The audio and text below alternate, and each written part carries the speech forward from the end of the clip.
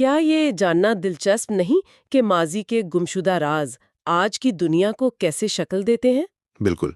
مطلب کیا تاریخ کے اوراق میں چھپی کہانیاں، کائنات کے اسرار اور سائنس کی حیرت انگیز دریافتیں انسانی ذہن کو اپنی طرف کھینچتی ہیں؟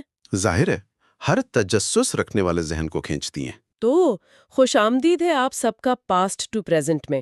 آج کے اس گہرے مطالعے کا جو موضوع ہے نا، وہ بہت ہی خاص ہے۔ بہت خاص ہے۔ ہم سائم کین یعنی سیم کین کی مشہور کتاب دی ڈسپیئرنگ اسپون پر بات کرنے والے ہیں۔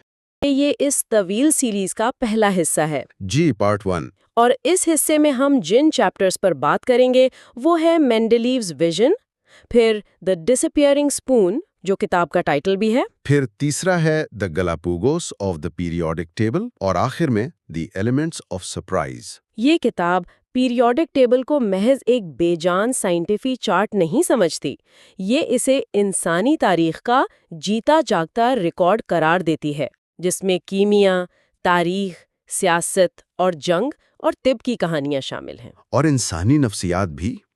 مصنف نے بالکل غیر جانبداری کے ساتھ ان سب کو عناصر سے جوڑا ہے۔ تو چلیں شروعات کرتے ہیں مینڈلیوز ویژن سے۔ دمتری مینڈلیف کا نام تو ہم سب نے سنا ہے پیریوڈک ٹیبل کے حوالے سے۔ جی، کیمسٹری پڑھنے والا ہر طالب علم جانتا ہے۔ لیکن ان کی جو پس منظر کی کہانی ہے وہ اتنی حیرت انگیز اور جذباتی ہے۔ وہ خاندان کی 14ویں بچے تھے۔ 14ویں بچے، اور وہ بھی سائبیریا جیسی سخت اور برفیلی جگہ پر پیدائش۔ اور بچپن میں ہی ان کے والد کا انتقال ہو گیا۔ ان کی والدہ نے خاندان کو پالنے کے لیے ایک شیشے کی فیکٹری چلائی، جو بدقسمتی سے جل کر راکھ ہو گئی۔ جی۔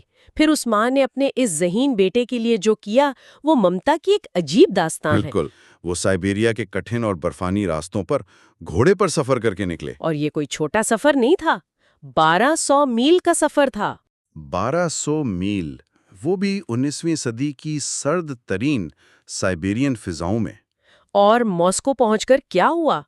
ماسکو کی ایلیٹ یونیورسٹی نے انہیں مسترد کر دیا، محض اس لیے کہ وہ مقامی نہیں تھے۔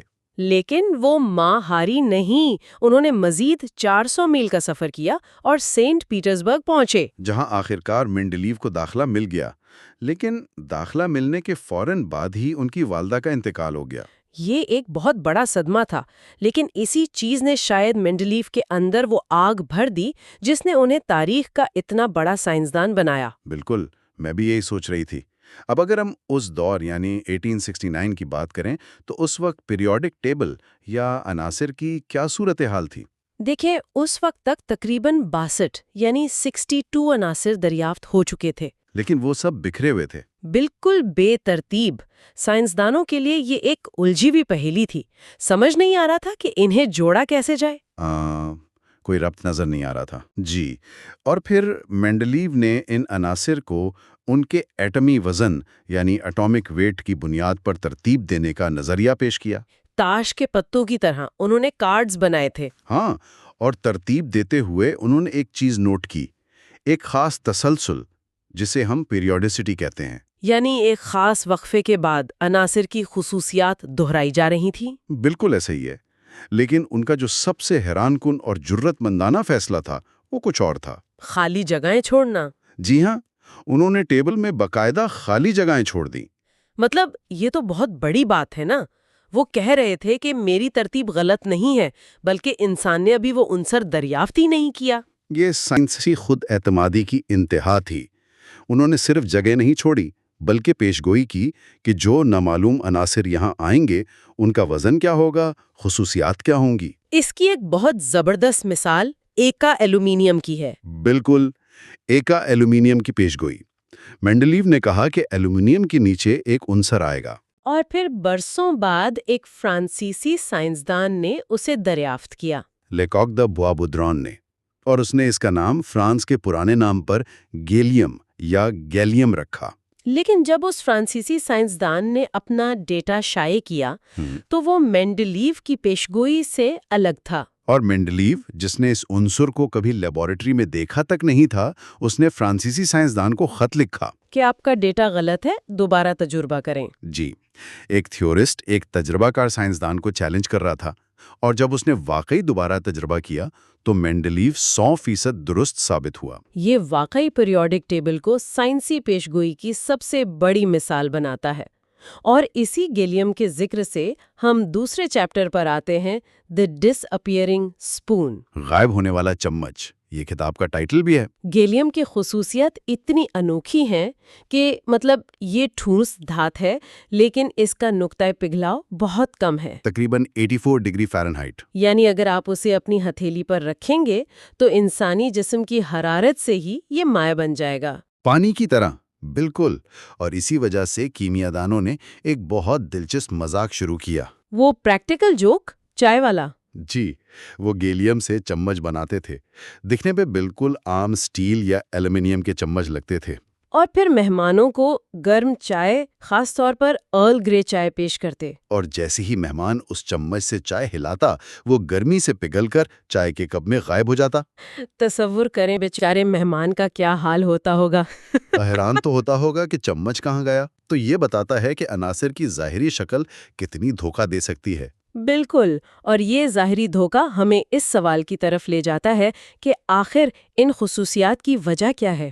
یہ سب ایٹمی ساخت کا کھیل ہے، ایٹم کے اندر موجود الیکٹرونز کا۔ مصنف نے اسے بہت آسانی سے سمجھایا ہے، خاص طور پر الیکٹرونز کے جو شیلز ہوتے ہیں، آؤٹر لیول یا بیرونی خول۔ دیکھیں، ہر ایٹم چاہتا ہے کہ اس کا سب سے بیرونی شیل الیکٹرون سے بھرا ہوا ہو، اور اسی وجہ سے وہ دوسرے ایٹموں سے الیکٹرونز چھینتے ہیں یا بانٹتے ہیں۔ بالکل، اور یہی چیز یہ طے کرتی ہے کہ کوئی عنصر ٹھوس ہوگا، گیس ہوگا یا دھات ہوگا۔ الیکٹرونز کی ذرا سی ترتیب بدلنے سے پورے کے پورے خواص بدل جاتے ہیں۔ معمولی ایٹمی فرق اتنے بڑے نتائج پیدا کرتا ہے، یہ بہت حیران کن ہے۔ اور یہیں سے بات تیسرے چیپٹر کی طرف نکلتی ہے، the Galapagos of the periodic table. Sweden کا ایک چھوٹا سا گاؤں یٹربی۔ اسے گلاپاگوس کیوں کہا جاتا ہے؟ تنہائی کی وجہ سے؟ جی، جزیرہ نما تنہائی۔ جیسے ڈارون کو گلاپاگوس کے جزیروں کی تنہائی نے ارتقاء سمجھنے میں مدد دی، ویسے ہی یٹربی کی کان نے پیریوڈک ٹیبل کا ایک بہت پیچیدہ حصہ سلجھایا۔ ہم بات کر رہے ہیں ریئر ارتھ ایلیمنٹس کی، یعنی لینتھینوئڈز۔ یہ وہ کمیاب عناصر ہیں جو پیریوڈک ٹیبل کے بالکل نیچے دو الگ کتاروں میں ہوتے ہیں۔ لیکن سائنسدانوں کے لیے یہ اتنا بڑا مسئلہ کیوں بنے ہوئے تھے؟ کیونکہ یہ کیمیائی طور پر ایک دوسرے سے اس قدر ملتے جلتے تھے کہ انہیں الگ کرنا عذاب بن گیا تھا۔ اور اس کی وجہ بھی وہی الیکٹرونز ہی تھے؟ جی، لیکن ایک عجیب انداز میں۔ ہم نے بھی بات کی کہ الیکٹرونز آؤٹر شیل میں جاتے ہیں، ہاں، بیرونی خول میں۔ لیکن ان عناصر میں جو نئے الیکٹرونز شامل ہو رہے تھے وہ بیرونی شیل میں جانے کے بجائے ایٹم کی گہرائی میں ایف شیلز میں جا کر دفن ہو رہے تھے۔ مصنف نے اس کی ہوٹل والی بڑی شاندار مثال دی ہے۔ بالکل، کہ جیسے ہوٹل میں نئے مہمان آئیں اور انہیں سب سے اوپری منزل پر ٹھہرانے کے بجائے تہہ خانے میں چھپا دیا جائے۔ تو چونکہ سب عناصر کی بیرونی منزلیں ایک جیسی تھیں، اس لیے باہر سے دیکھنے پر وہ سب ایک جیسے لگتے تھے۔ اور اسی وجہ سے یرٹیبیا کی کان سے جو کچ دھاپ نکل رہی تھی اسے الگ کرنے کے لیے سائنسدانوں کو دہائیوں تک محنت کرنی پڑی۔ جوہان گیڈولن اور باقی کیمیا دانوں نے تو انتہا کر دی تھی۔ میں پڑھ رہی تھی کہ ایک عنصر کو الگ کرنے کے لیے کچ دھات کو 15,000 مرتبہ ابالا گیا۔ 15,000 بار! یہ تو جنون کی حد ہے۔ ظاہر ہے، لیکن لمبے اور مشکل عمل میں غلطیاں بھی بہت ہوئیں۔ سائنسدانوں نے بار بار غلط عناصر کی شناخت کے اعلانات کیے۔ لیکن آخر کار جب وہ کامیاب ہوئے تو اس چھوٹے سے گاؤں کے نام پر تنازعات اور نام رکھنے کی ایک عجیب تاریخ رقم ہوئی۔ اور دلچسپ بات یہ ہے کہ اس ایک گاؤں کے نام سے 7 عناصر کے نام رکھے گئے، جیسے یٹریم، ٹربیم، اربیم۔ بالکل، سائنسی تاریخ میں کسی گاؤں کو ایسا مقام نہیں ملا۔ مصنف کا تو یہ بھی خیال ہے کہ اگر مینڈلیف خود وہاں کا سفر کر لیتے تو شاید وہ یہ حصہ خود مکمل کر لیتے۔ لیکن ایسا ہوا نہیں، کیونکہ سائنس کے راستے کبھی سیدھے نہیں ہوتے، جو ہمارا چوتھا چیپٹر بھی ہے، دی ایلیمنٹس آف سرپرائز۔ سائنسی حادثات یعنی سیرنٹیپٹی۔ کبھی کبھی غلطیاں ہی سب سے بڑی دریافتیں لے آتی ہیں۔ بالکل، اور اس کی بہترین مثال عنصر نمبر 43 ہے، ٹیکنیشیم، جسے مصنف پیریوڈک ٹیبل کا لاکنیس مانسٹر کہتا ہے، کیونکہ اسے دیکھنے اور دریافت کرنے کے اتنے جھوٹے دعوے ہوئے کہ کیا بتائیں۔ سائنسدانوں نے اس کے مختلف نام بھی رکھ دیے تھے۔ کسی نے پولونیم کہا، کسی نے پلورینیم، اور ایک جاپانی سائنسدان نے تو نیپونیم کا دعویٰ کر دیا۔ پھر جرمن سائنسدانوں نے اسے مسیوریم کہا. اتنی زیادہ غلطیاں کیوں ہو رہی تھیں؟ وجہ یہ تھی کہ وہ اسے زمین پر تلاش کر رہے تھے، جبکہ یہ عنصر زمین پر قدرتی طور پر ہے ہی نہیں. ریڈیو ایکٹیو ہونے کی وجہ سے؟ جی، یہ تابکاری کے عمل سے گزر کر زمین بننے کے لاکھوں سال بعد ہی ختم ہو چکا تھا. تو پھر یہ دریافت کیسے ہوا؟ 1937 میں اٹلی کے سائنسدان ایمیلیو سیگرے اور پیریے کے ذریعے. اور وہ بھی لیبارٹری میں اتفاقاً؟ بالکل. امریکی سائنسدان ارنسٹ لارنس کے سائیکلوٹران کی پرانی مشینوں کے پرزوں میں. مطلب وہ پرزے مسترد ہو چکے تھے اور ان میں وہ گمشدہ عنصر 43 مل گیا. یہ واقعی ایک سائنسی حادثہ تھا. لیکن سیگرے سے اس کے بعد ایک بہت بڑی غلطی بھی ہوئی، غرور میں آ کر. ہاں، وہ نیپچونیم والا واقعہ. جی، میکملن نے یورینیم کے بعد والے عنصر یعنی نیپچونیم پر کام کیا اور نتائج سیگرے کو دکھائے. سیگرے نے سوچا کہ یہ ٹیکنیشین کے نیچے آتا ہے تو اسی جیسا ہوگا. لیکن نتائج میں وہ لینتھینائڈز جیسا رویہ دکھا رہا تھا. سیگرے نے فوری اعلان کر دیا کہ یہ کوئی نیا عنصر نہیں ہے بلکہ محض یورینیم کا ٹوٹنا یا فشن ہے. اپنی لاپرواہی سے اس نے نئے عنصر کے وجود کو ہی جھٹلا دیا. اور یوں وہ ایک اور بڑی دریافت سے محروم ہو گیا. لیکن میکملن نے ہار نہیں مانی. اس نے تجربات جاری رکھے اور پھر ثابت کیا کہ یورینیم کے بعد والے عناصر پیریوڈک ٹیبل کے سیدھے کالمز کو فالو نہیں کر رہے. بالکل، وہ نیچے ایک الگ قطار بنا رہے تھے. میکملن نے فطرت کی ایک ممنوعہ عنصر نیپچونیم کو دریافت کیا. اور اس سے انسان کا سائنسی غرور اور حقیقت کا کتنا زبردست تصادم نظر آتا ہے. انسان سمجھتا ہے وہ اصول جان گیا ہے، لیکن فطرت اسے حیران کر دیتی ہے. تو آج ہم نے دیکھا کہ مینڈلیف کی پیشگوئیاں، گلم کا پگھلتا چمچ، یوٹربی کی جنونی محنت اور ٹیکنیشیم کے سائنسی حادثات، یہ سب کتنا کچھ سکھاتے ہیں. ان تمام باتوں کا خلاصہ یہ ہے کہ ایک طرف ہماری معمولی غلطیاں اتنی بڑی دریافتوں کو جنم دیتی ہیں، اور دوسری طرف ہم خود کائنات کے عناصر میں تبدیلی لا کر نئے عناصر بنا رہے ہیں. تو سوچنے کی بات یہ ہے کہ کیا ہمارا یہ علم ہمیں فطرت کو مات دینے کے قابل بنا رہا ہے، یا ہم صرف اس کی لکھی ہوئی کتاب کو ایک نئے زاویے سے پڑھنا سیکھ رہے ہیں؟ بہت ہی فکر انگیز خیال ہے. واقعی انسان کو سوچنے پر مجبور کر دیتا ہے. بالکل. تو علم دوستوں، یہ تھا ہمارا پہلا حصہ. لیکن یہ علمی سفر یہیں ختم نہیں ہوتا. جی، تسلسل برقرار رہے گا. اگلے حصے یعنی پارٹ 2 میں ہم جن موضوعات پر گفتگو کریں گے وہ ہیں Where atoms come from? We are all star stuff. Where atoms come from? Elements in times of war. Where atoms come from? Completing the table with a bang. Where atoms come from? Or extending the table, expanding the Cold War. اس اگلے حصے میں ہم جانیں گے کہ عناصر ستاروں میں کیسے پیدا ہوتے ہیں، جنگوں میں یہ کیسے استعمال ہوئے، اور سر جنگ کے دوران عالمی طاقتوں کی سائنسی مقابلہ بازی نے اس پیریوڈک ٹیبل کو کیسے وسعت دی. تو اس معلوماتی اور گہرے مطالعے کے پہلے حصے میں ہمارے ساتھ رہنے کا بہت شکریہ. انسانی رگوں میں دوڑنے والے خون کے اندر جو آکسیجن کو جسم کے ہر حصے تک پہنچانے کا کام کرتا ہے وہ ایک خاص عنصر ہے جسے ہم لوہا یا آئرن کہتے ہیں. ہاں، اور یہ جان کر واقعی شدید حیرت ہوتی ہے کہ انسانی خون میں موجود یہ لوہا اور پہلی جنگ عظیم کے دوران خندقوں میں تباہی مچانے والے توپ کے گولوں میں استعمال ہونے والا لوہا، ان دونوں کا ماخذ ایک ہی ہے. بالکل. یہ دونوں اس کائنات میں اربوں سال پہلے موت کے منہ میں جانے والے قدیم ستاروں کے مرکز میں پیدا ہوئے تھے. تو اس تفصیلی مطالعے میں سامعین کو خوش آمدید. خوش آمدید. آج ہم دی ڈسپیئرنگ اسپون کتاب کے تجزیے کا دوسرا حصہ شروع کر رہے ہیں. ہاں، پچھلے حصے میں ہم نے پیریوڈک ٹیبل کو سائنسدانوں کی شخصیت، ان کے جذبات اور انسانی تاریخ کی ایک دلچسپ کہانی کے طور پر دیکھا تھا. صحیح کہا آپ نے. لیکن آج کا ہمارا مشن اس کتاب کے ایک انتہائی سنسنی خیز اور یعنی تھوڑے زیادہ دریاوی حصے کی گہرائی میں جانا ہے.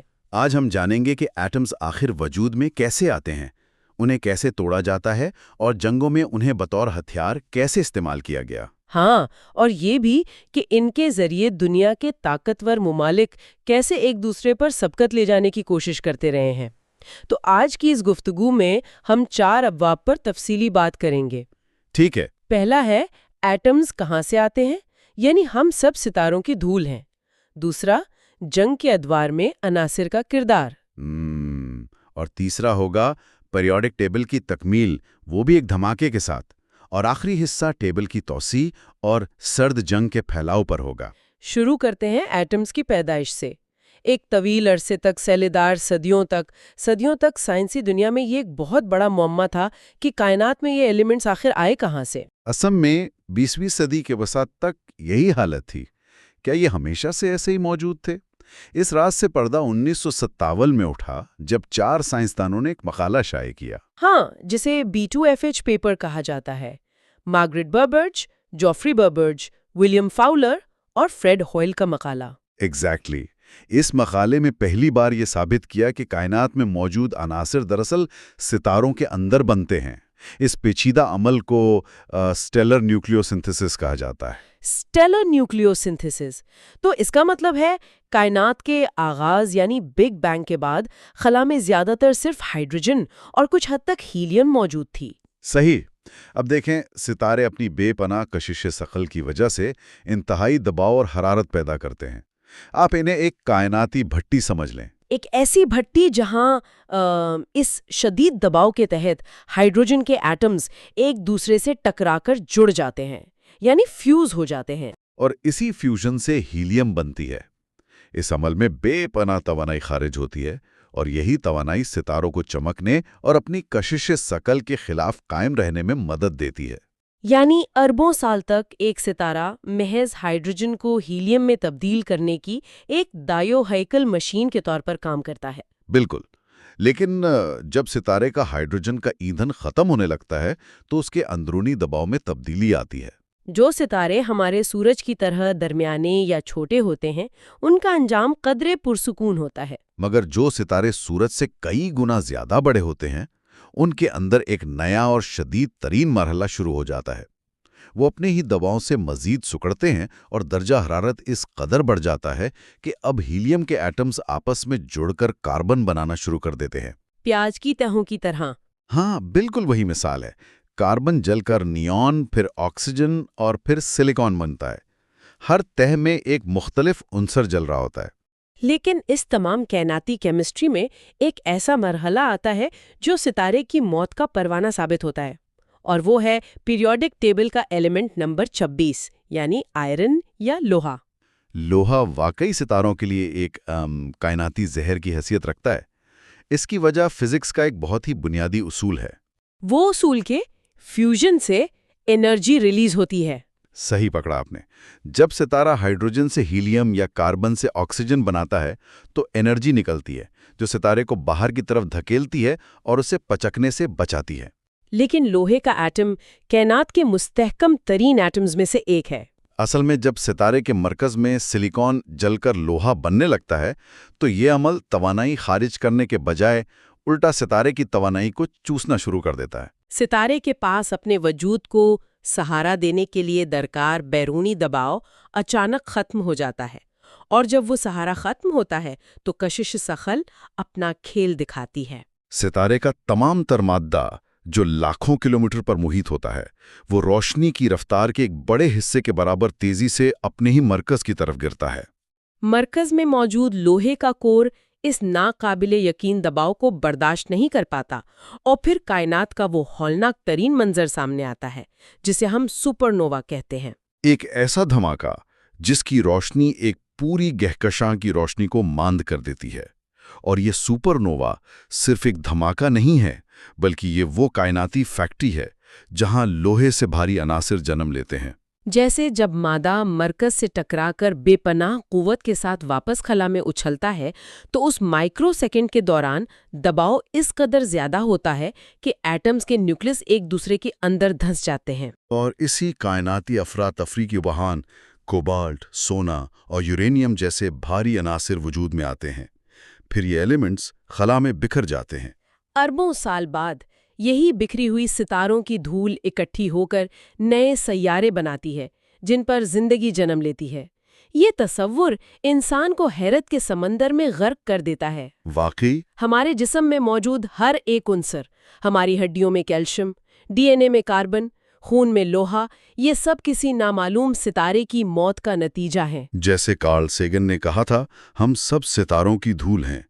یہ کوئی شاعرانہ بات نہیں، خالص سائنسی حقیقت تھی۔ اس زاویے سے دیکھا جائے تو پیریوڈک ٹیبل لیبارٹری میں پڑھایا جانے والا کوئی خشک چارٹ نہیں رہتا، بلکہ یہ کائنات کی تاریخ کا ایک ریکارڈ بن جاتا ہے۔ لیکن جیسا کہ انسانی تاریخ کا المیہ رہا ہے، ستاروں کے مرکز میں پیدا ہونے والے ان عناصر کو جب انسان نے اپنی گرفت میں لیا تو ان کا استعمال ہمیشہ تخلیقی نہیں رہا۔ یہاں سے ہم اس دور میں داخل ہوتے ہیں جہاں کیمسٹری نے جنگوں کا نقشہ ہمیشہ کے لیے بدل دیا۔ 20ویں صدی کے آغاز میں پہلی جنگ عظیم چھڑنے سے پہلے کچھ معاہدے ہوئے تھے۔ ہاں، 1899 کے ہیگ کنونشن میں سب متفق تھے کہ خندقوں کی جنگ میں زہریلی گیسوں اور کیمیائی ہتھیاروں کا استعمال نہیں کیا جائے گا۔ لیکن جب جنگ طول پکڑنے لگی اور لاکھوں فوجی خندقوں میں پھنس گئے تو فتح کی ہوس نے ان تمام معاہدوں کو صرف کاغذ کا ٹکڑا بنا دیا۔ ابتدا میں فرانسیسی فوج نے برومین کا استعمال کرتے ہوئے آنسو گیس کے گولے پھینکے، لیکن سرد موسم اور ہوا کے رخ کی وجہ سے یہ ہتھیار ناکام رہا۔ اور اس ناکامی نے ایک ایسی دوڑ کا آغاز کر دیا جس نے کیمسٹری کو موت کا فرشتہ بنا دیا۔ اس دوڑ کا سب سے نمایاں کردار جرمنی کا کیمسٹ فرٹز ہابر تھا۔ ہیبر کی کہانی واقعی سائنسی تاریخ میں ایک عجیب اخلاقی تضاد پیش کرتی ہے۔ جنگ سے پہلے دنیا کو ایک بہت بڑے بحران کا سامنا تھا۔ قدرتی کھاد کے ذخائر ختم ہو رہے تھے، خاص طور پر گوانوں کے ذخائر۔ دنیا ایک عالمی قحط کے دہانے پر کھڑی تھی۔ بالکل۔ ہوا میں نائٹروجن کی بھاری مقدار موجود ہے، لیکن وہ پودوں کے استعمال کے قابل نہیں ہوتی۔ ہیبر وہ پہلا انسان تھا جس نے ہوا سے نائٹروجن نکال کر امونیا بنانے کا طریقہ دریافت کیا، جس نے مصنوعی کھاد کی صنعت کو جنم دیا اور اربوں انسانوں کی زندگیاں بچائیں۔ اسے انسانیت کا محسن سمجھا جا سکتا تھا، لیکن نائٹروجن کیمسٹری کا ایک دوسرا طریقہ بھی تھا۔ امونیا صرف کھاد بنانے کے کام نہیں آتا، بلکہ یہ خطرناک دھماکہ خیز مواد یعنی بارود بنانے کا بنیادی جز ہے۔ جب جنگ شروع ہوئی تو ہیبر نے اپنی تمام تر سائنسی ذہانت جرمن فوج کے حوالے کر دی۔ اس کا ماننا تھا کہ امن میں سائنسدان دنیا کا ہوتا ہے اور جنگ میں صرف اپنے ملک کا۔ اس نے خندقوں سے دشمن فوجیوں کو باہر نکالنے کے لیے کلورین گیس کو بطور ہتھیار متعارف کرایا۔ کلورین ایک انتہائی خطرناک عنصر ہے۔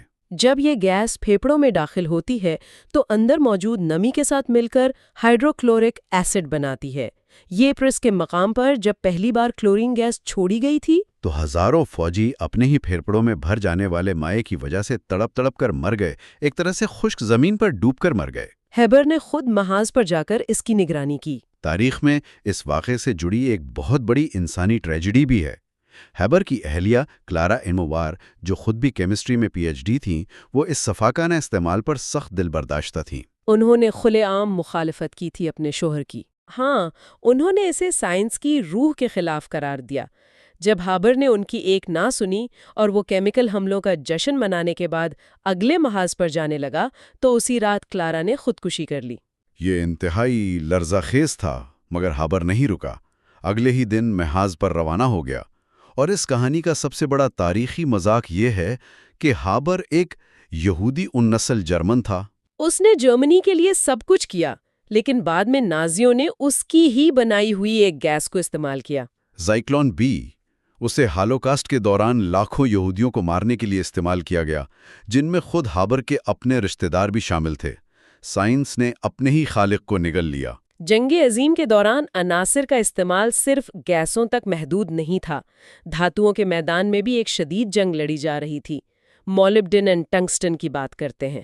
جرمن فوج کی مشہور بھاری توپیں، جنہیں بگ برتھا کہا جاتا تھا، ان کے ساتھ ایک مسئلہ تھا۔ مسلسل فائرنگ کی وجہ سے ان کے اسٹیل کے بیرل پگھل رہے تھے۔ تو جرمن سائنسدانوں نے دریافت کیا کہ مولبڈینیم شامل کرنے سے اسٹیل کا پگھلنے کا درجہ حرارت بڑھ جاتا ہے۔ اور دوسری جنگ عظیم تک پہنچتے پہنچتے ٹنگسٹن سامنے آیا۔ ٹنگسٹن ملانے سے اسٹیل اتنا مضبوط ہو جاتا تھا کہ اس کے گولے بختر بند ٹینکوں کو چیر سکتے تھے۔ ان دھاتوں کے ذخائر کے لیے عالمی رساکشی شروع ہو گئی۔ تباہ کاریوں کے علاوہ تجربہ گاہوں میں بھی کام جاری تھا۔ مینڈلیف کا پیریوڈک ٹیبل مکمل نہیں تھا۔ اس نے ایلیمنٹس کو وزن یعنی ایٹامک ماس کے حساب سے ترتیب دیا تھا، جس سے گڑبڑ ہو رہی تھی، جیسے ٹیلوریم کا وزن آیوڈین سے زیادہ ہے، لیکن خصوصیات کے حساب سے آیوڈین کو ٹیلوریم کے بعد آنا چاہیے تھا۔ اس الجھن کو ہنری موزلی نے سلجھایا۔ موسلے نے مختلف ایلیمنٹس پر ایکس ریز فائر کیے اور شعاؤں کی ویو لینتھ کو ناپا۔ اس نے یہ دریافت کیا کہ ایلیمنٹ کی پہچان اس کا وزن نہیں بلکہ مرکزے میں موجود پروٹونز کی تعداد ہے، جسے ہم ایٹامک نمبر کہتے ہیں۔ اس طرح پیریوڈک ٹیبل کی ساری خامیاں دور ہو گئیں۔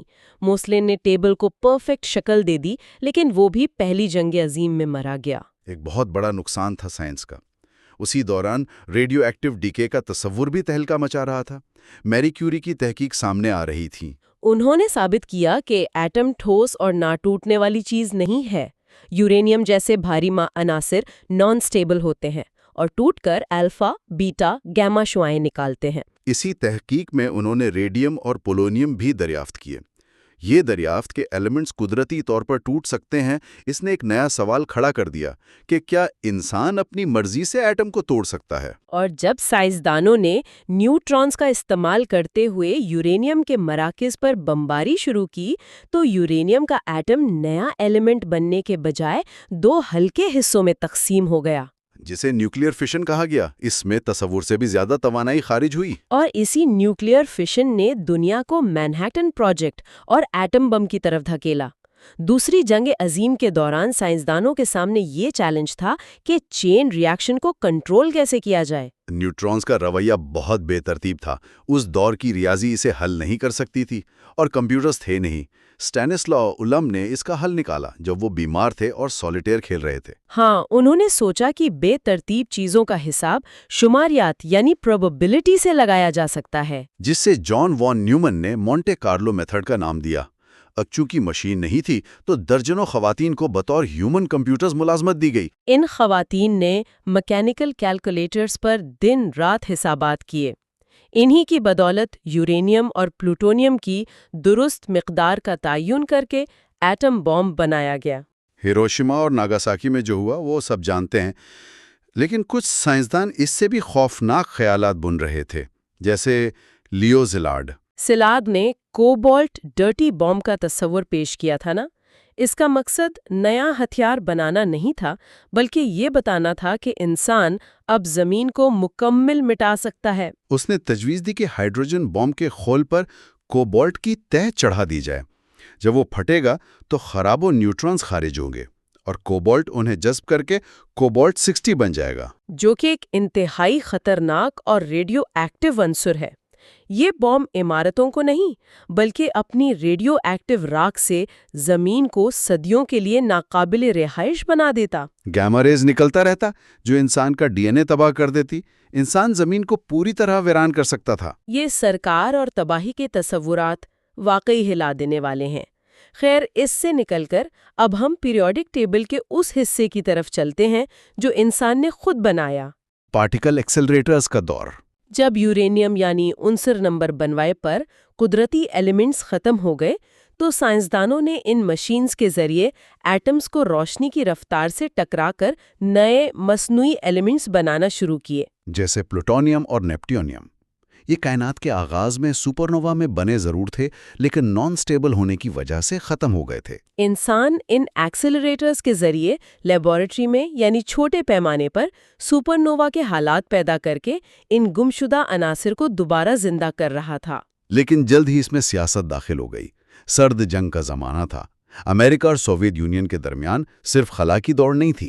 پیریوڈک ٹیبل کے نچلے حصے پر قبضہ جمانے کی بھی کشمکش تھی۔ امریکہ میں برکلی یونیورسٹی کے گلین سیبورگ اور ان کی ٹیم اور سوویت یونین کے ڈوبنا انسٹیٹیوٹ کے محققین، ان کے درمیان ایک باقاعدہ جنگ شروع ہو گئی۔ یہ نئے ایلیمنٹس بنتے تو تھے مگر صرف 1 سیکنڈ کے 1000ویں حصے کے لیے، پھر ٹوٹ جاتے۔ دونوں طرف سے دعوے آنے لگے۔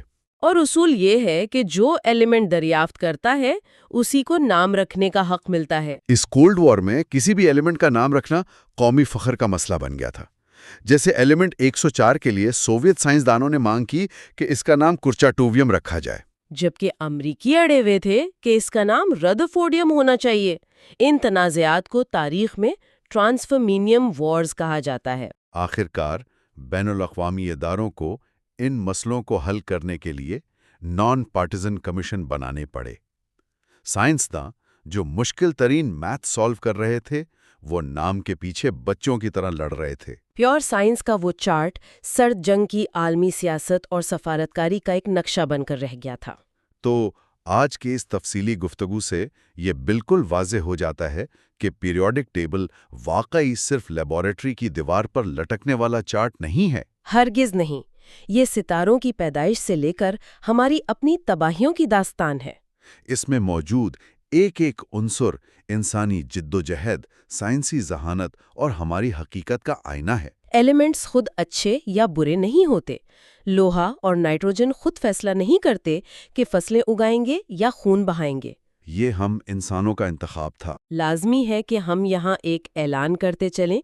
حصہ سوم میں ہم یہ دریافت کریں گے کہ ایلیمنٹس کس طرح بائیولوجی یعنی حیاتیات، زہر، طب اور دھوکے کو شکل دیتے ہیں۔ وہ ایک الگ ہی دنیا ہوگی جہاں ہم دیکھیں گے کہ ایلیمنٹس جسم کے اندر جا کر زندگی کیسے بخشتے ہیں یا خاموشی سے جان کیسے نکال لیتے ہیں۔ مگر آج کے اس علمی سفر کو ختم کرنے سے پہلے سامعین کے لیے ایک آخری اور غور طلب خیال۔ آج کے سائنسدان جو انتہائی بھاری عناصر بنا رہے ہیں وہ بنتے ہی ٹوٹ جاتے ہیں، لیکن فزکس کے ماہرین کا ایک نظریہ ہے، آئیلینڈ آف اسٹیبلٹی کا نظریہ۔ بالکل، اگر ہم ٹیبل کے بالکل آخر میں مزید بھاری ایلیمنٹس بنا لیں تو ایک ایسا مقام آ سکتا ہے جہاں یہ سپر ہیوی ایلیمنٹس پل بھر میں ٹوٹنے کے بجائے سالوں یا صدیوں تک مستحکم رہ سکیں گے، جو کرنٹ لاز آف فزکس اور کیمسٹری کو شاید ہلا کر رکھ دے۔ تو سوال یہ پیدا ہوتا ہے کہ اگر مستقبل میں انسان واقعی اس آئلینڈ تک پہنچ گیا تو کیا ہم ان نئے عناصر کو زندگی بہتر بنانے کے لیے استعمال کریں گے، یا کیا ہم کوبالٹ بم سے بھی زیادہ ہولناک کوئی نئی تباہی ایجاد کر لیں گے؟ یہ سوال کائنات کی ساخت سے زیادہ ہماری اپنی انسانی فطرت کا امتحان لگتا ہے۔ صحیح بات ہے۔ پچھلی بار ہم نے ایک بہت ہی وسیع کینوس پر بات کی تھی۔ میرا مطلب ہے ہم نے دیکھا کہ کس طرح ایٹم ستاروں کی بھٹیوں میں بنتے ہیں اور پھر ان کا سفر جنگوں میں کیمیائی ہتھیاروں کے طور پر تباہی مچانے تک پہنچتا ہے۔ ہاں بالکل، وہ ایک کافی بڑے پیمانے کی گفتگو تھی۔ ایسا ہی ہے، لیکن آج کے اس تفصیلی جائزے میں ہم اس کینوس کو سمیٹ رہے ہیں۔ ہم لیبارٹری اور ستاروں کی دنیا سے نکل کر سیدھے انسانی جسم کے اندر داخل ہو رہے ہیں، جو کہ میرا ذاتی طور پر ایک بہت ہی پسندیدہ موضوع ہے۔ میرا بھی۔ اور آج کے ہماری اس گفتگو کا مقصد یہ سمجھنا ہے کہ پیریوڈک ٹیبل صرف دیوار پر لٹکنے والا کوئی خشک سائنسی چارٹ نہیں ہے۔ یہ عناصر ہماری سانسوں، حیاتیات، زہر، ادویات اور ہمارے دھوکے کے ساتھ کس طرح تعامل کرتے ہیں۔ ٹھیک ہے، آئیے اسے سمجھتے ہیں، کیونکہ جب کیمسٹری کے سیدھے سادے اصول انسان کی پیچیدہ حیاتیات سے ملتے ہیں تو معاملات انتہائی یعنی غیر متوقع ہو جاتے ہیں۔ بالکل، یہ سفر بلا شبہ سائنس کے سب سے حیرت انگیز پہلوؤں میں سے ایک ہے۔ جب فزکس کے سیدھے اصول بائیولوجی کی دنیا میں قدم رکھتے ہیں تو ایسے نتائج پیدا ہوتے ہیں جن کی پیشگوئی کرنا ناممکن ہے۔ اور اس سب کو سمجھنے کے لیے ایک نام بہت اہم ہے، لینس پالنگ۔ لینس پالنگ، جس نے کوانٹم میکینکس کے ذریعے کیمیکل بانڈز کے راز کھولے تھے۔ میں نے ان کے بارے میں پڑھا تھا کہ انہوں نے کیمسٹری کو رٹنے والے علم سے نکال کر سمجھنے والا علم بنا دیا تھا۔ 100% ایسا ہی ہے۔ ان کی تحقیق سے پہلے کیمسٹری زیادہ تر معلومات کو حفظ کرنے کا نام تھا، لیکن پالنگ نے واضح کیا کہ ایٹم آپس میں کیسے اور کیوں جڑتے ہیں۔ اور جب ہم اس منطق کی اینک سے زندگی کو دیکھتے ہیں تو سب سے اہم عنصر جو ابھر کر سامنے آتا ہے وہ کاربن ہے۔ کاربن، اور اس کی اہمیت کوئی محض اتفاق تو نہیں ہے؟ نہیں، بالکل نہیں۔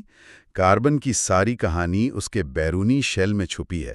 اسے یوں سمجھیں کہ کاربن ایک ایسی کھانے کی میز ہے جس پر 8 کرسیاں ہیں لیکن 4 خالی ہیں۔ وہ اپنا آکٹیٹ پورا کرنے کے لیے مزید 4 الیکٹرانز کی تلاش میں رہتا ہے۔ یعنی وہ ہر وقت بے تاب رہتا ہے کہ کوئی آ کر ان کرسیوں پر بیٹھ جائے؟ हाँ बिल्कुल, इसीलिए वो हर किस्म के अनासिर के साथ, यहाँ तक कि अपने ही जैसे दूसरे कार्बन एटमों के साथ बॉन्ड बनाने पर मजबूर होता है। ये उसे 4 मुख्तलिफ समतों में जुड़ने की ज़बरदस्त लचक फराहम करता है, और इसी लचक की बदौलत कार्बन इंतहाई लंबी जंजीरें बना सकता है, जो जिंदगी की बुनियाद हैं। और इन लंबी जंजीरों की बेहतरीन मिसाल तंबाकू मोज़ेक वायरस के एक प्रोटीन से मिलती है। मैं जब इसके बारे में देख रही थी तो हैरान रह गई।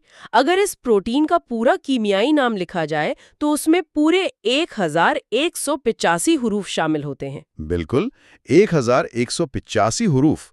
ये कोई आम लफ्ज़ नहीं है, बल्कि केमिस्ट्री का एक शाहकार है। सैयारे पर सिलिकॉन पर मबनी जिंदगी पनप रही हो, क्योंकि सिलिकॉन भी पीरियोडिक टेबल में कार्बन के बिल्कुल नीचे है और उसे भी 4 ही इलेक्ट्रॉन्स की जरूरत होती है, तो बज़ाहिर ये माकूल लगता है। हाँ, नज़रियाती तौर पर पुरकशिश है, लेकिन कीमियाई हकीकत साइंस फिक्शन से बहुत मुख्तलिफ है।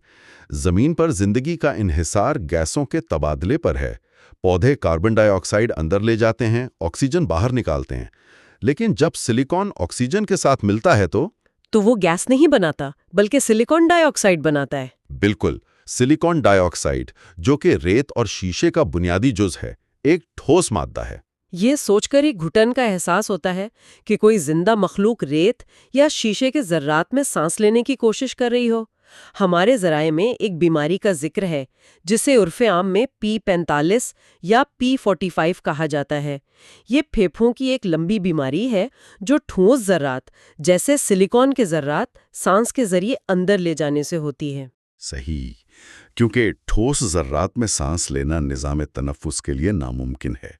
इसीलिए सिलिकॉन पर मबनी जिंदगी का तसव्वुर अपने ही कीमियाई वजन तले दम तोड़ देता है। और अगर हम इसे बड़ी तस्वीर से जोड़ें तो ये हमें बताता है कि फिजिक्स और केमिस्ट्री के मुकाबले में हयातियात के उसूल कितने नाजुक हैं। बहुत नाजुक।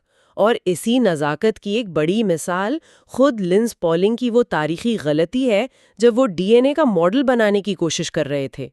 वो फिजिक्स के तो बेताज बादशाह थे, लेकिन बायोलॉजी में एक बुनियादी हकीकत नज़रअंदाज कर गए। हाँ, वो भूल गए थे कि जिंदा खुलियों में फॉस्फोरस आयंस की शक्ल में होता है, जिन पर मनफी चार्ज होता है। और एक जैसे चार्जेस हमेशा एक दूसरे को दफा करते हैं। बिल्कुल, वो एक दूसरे से दूर भागते हैं, और पॉलिंग ने अपने मॉडल में उन आयंस को इतना करीब कर दिया था कि हकीकी दुनिया में वो एक दूसरे को धकेलकर पूरे मॉलिक्यूल के ही टुकड़े टुकड़े कर देते।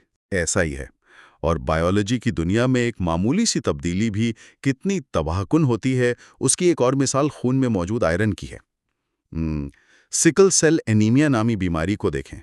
हीमोग्लोबिन की शक्ल सिर्फ मॉलिक्यूलर सतह पर जरा सी बिगड़ती है और वो पूरे मॉलिक्यूल की ऑक्सीजन पकड़ने की सलाहियत को तबाह कर देती है। यानी एक मामूली सा इन्हिराफ इंसानी जिंदगी को शदीद खतरे में डाल देता है। और यही नज़ाकत हमें पीरियोडिक टेबल के एक और तारीख हिस्से की तरफ ले जाती है, जिसे पॉइजनर्स कॉरिडोर या जहर का रास्ता कहा जाता है। जहर का रास्ता, बिल्कुल। जब जिस्म के ये हसास निज़ाम कुछ खास जहरीले अनासर से टकराते हैं तो केमिस्ट्री एक सफाक कातिल का रूप धार लेती है। और ये अनासिर सीधे साधे कातिल नहीं है, ये भेस बदलकर मुदाफाती निज़ाम को धोखा देते हैं, जैसे कैडमियम की तबाही। जापान के कमियोका कानो की कहानी इंतहाई दर्दनाक थी और कैल्शियम से मिलता जुलता है। तो जब लोगों ने वो चावल खाए तो उनके खलियों ने इसे कैल्शियम समझकर जज्ब कर लिया और हड्डियों में जमा कर दिया, जिसके नतीजे में एक हौलनाक तिब्बी आलमिया हुआ। हड्डियों से असली कैल्शियम निकल गया और उनकी हड्डियां इस कदर भुरभुरी हो गईं कि जरा सी हरकत पर फ्रैक्चर होने लगे। मकामी लोगों ने इस बीमारी को इटाई का नाम दिया, जिसका मतलब है ओच ओच, यानी दर्द की कराह। इसका खौफ जापानी माशरे पर इतना गहरा था कि फिल्मों में गॉडजिला को मारने के लिए भी रवायती बमों के बजाय कैडमियम के मिसाइल इस्तेमाल किए गए, क्योंकि उनके लाशऊर में कैडमियम ही सबसे बड़ी तबाही की अलामत बन चुका था। बिल्कुल। और इसी जहर के रास्ते में एक और अंसर है, थेलियम, जो कैडमियम से भी बड़ा शातिर कातिल है। कैडमियम तो कैल्शियम का रूप धारता है, लेकिन थेलियम जिसमें मौजूद पोटेशियम का भेस बदल लेता है। और हमारे खुलियों के जो पहरेदार हैं, जो पोटेशियम को अंदर लाने के लिए बैठे हैं, वो इसे पहचान नहीं पाते। नहीं, वो धोखा खा जाते हैं। थेलियम बड़ी आसानी से अंदर दाखिल होकर खुलिये के अहम प्रोटीन्स को तबाह कर देता है। اسی لیے اسے زہر دینے والوں کا پسندیدہ زہر بھی کہا جاتا ہے۔ میں ایک لڑکے گرہم فریڈرک ینگ کے بارے میں پڑھ رہی تھی جو کیمسٹری کا دیوانہ تھا۔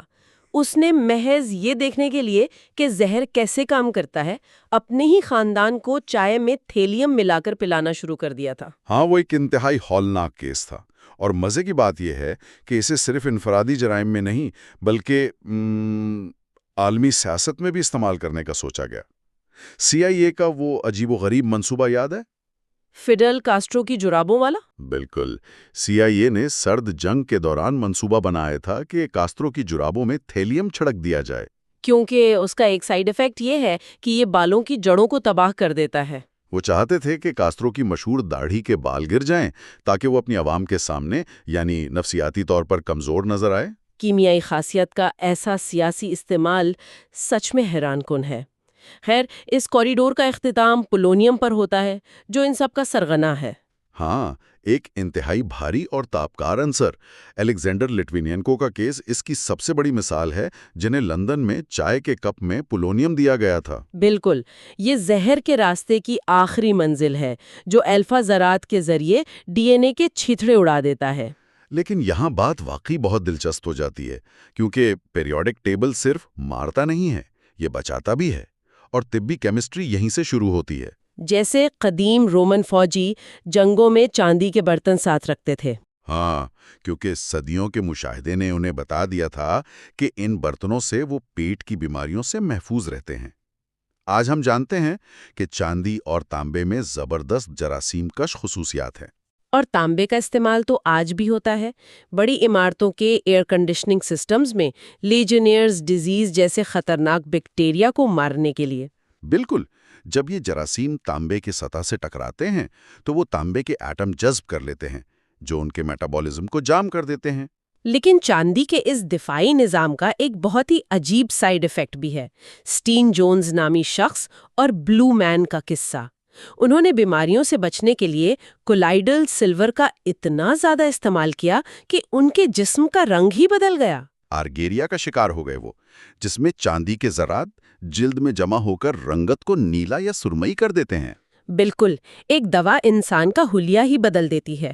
اور پھر گیڈولینیم ہے جو MRI مشینوں میں کینسر کی تشخیص کے لیے استعمال ہوتا ہے۔ داخل کیا جاتا ہے تو وہ MRI میں کینسر کی ٹیومر کو بالکل واضح کر دیتا ہے، جیسے اندھیرے میں فلڈ لائٹ جل گئی ہو۔ یہ کتنا حیران کن ہے کہ ایک غیر معروف عنصر کینسر کی نشاندہی کر رہا ہے، اور سلفر کا کردار بھی کچھ کم نہیں۔ جرہارڈ ڈوما کی کہانی بہت جذباتی تھی جب اس نے اپنی بیٹی کو بچانے کے لیے پرونٹوسل نامی ایک سرخ صنعتی رنگ پلا دیا تھا۔ اور وہ سرخ رنگ اس لیے کارآمد ثابت ہوا کیونکہ اس میں سلفر تھا۔ سلفر عام 8 الیکٹرانز کے اصول کو توڑ کر 12 الیکٹرانز کو سنبھالنے کی صلاحیت رکھتا ہے۔ اور اسی صلاحیت کی وجہ سے وہ بیکٹیریا کے خلاف ایک بہترین اینٹی بائیوٹک بن سکا۔ ادویات میں وینیڈیم کا بھی ذکر آتا ہے جو سپرم سیلز کی دم توڑنے کی صلاحیت رکھتا ہے۔ بالکل، اسے مانے حمل دوا کے طور پر پرکھا گیا۔ تو اگر ہم اس سارے منظرنامے کو دیکھیں تو عناصر قاتل بھی ہیں، شفا بخش بھی، لیکن ان کا ایک تیسرا روپ بھی ہے، اور وہ ہے دھوکہ بازی۔ تو اس سب کا کیا مطلب ہے؟ عناصر ہمیں کیسے دھوکہ دیتے ہیں؟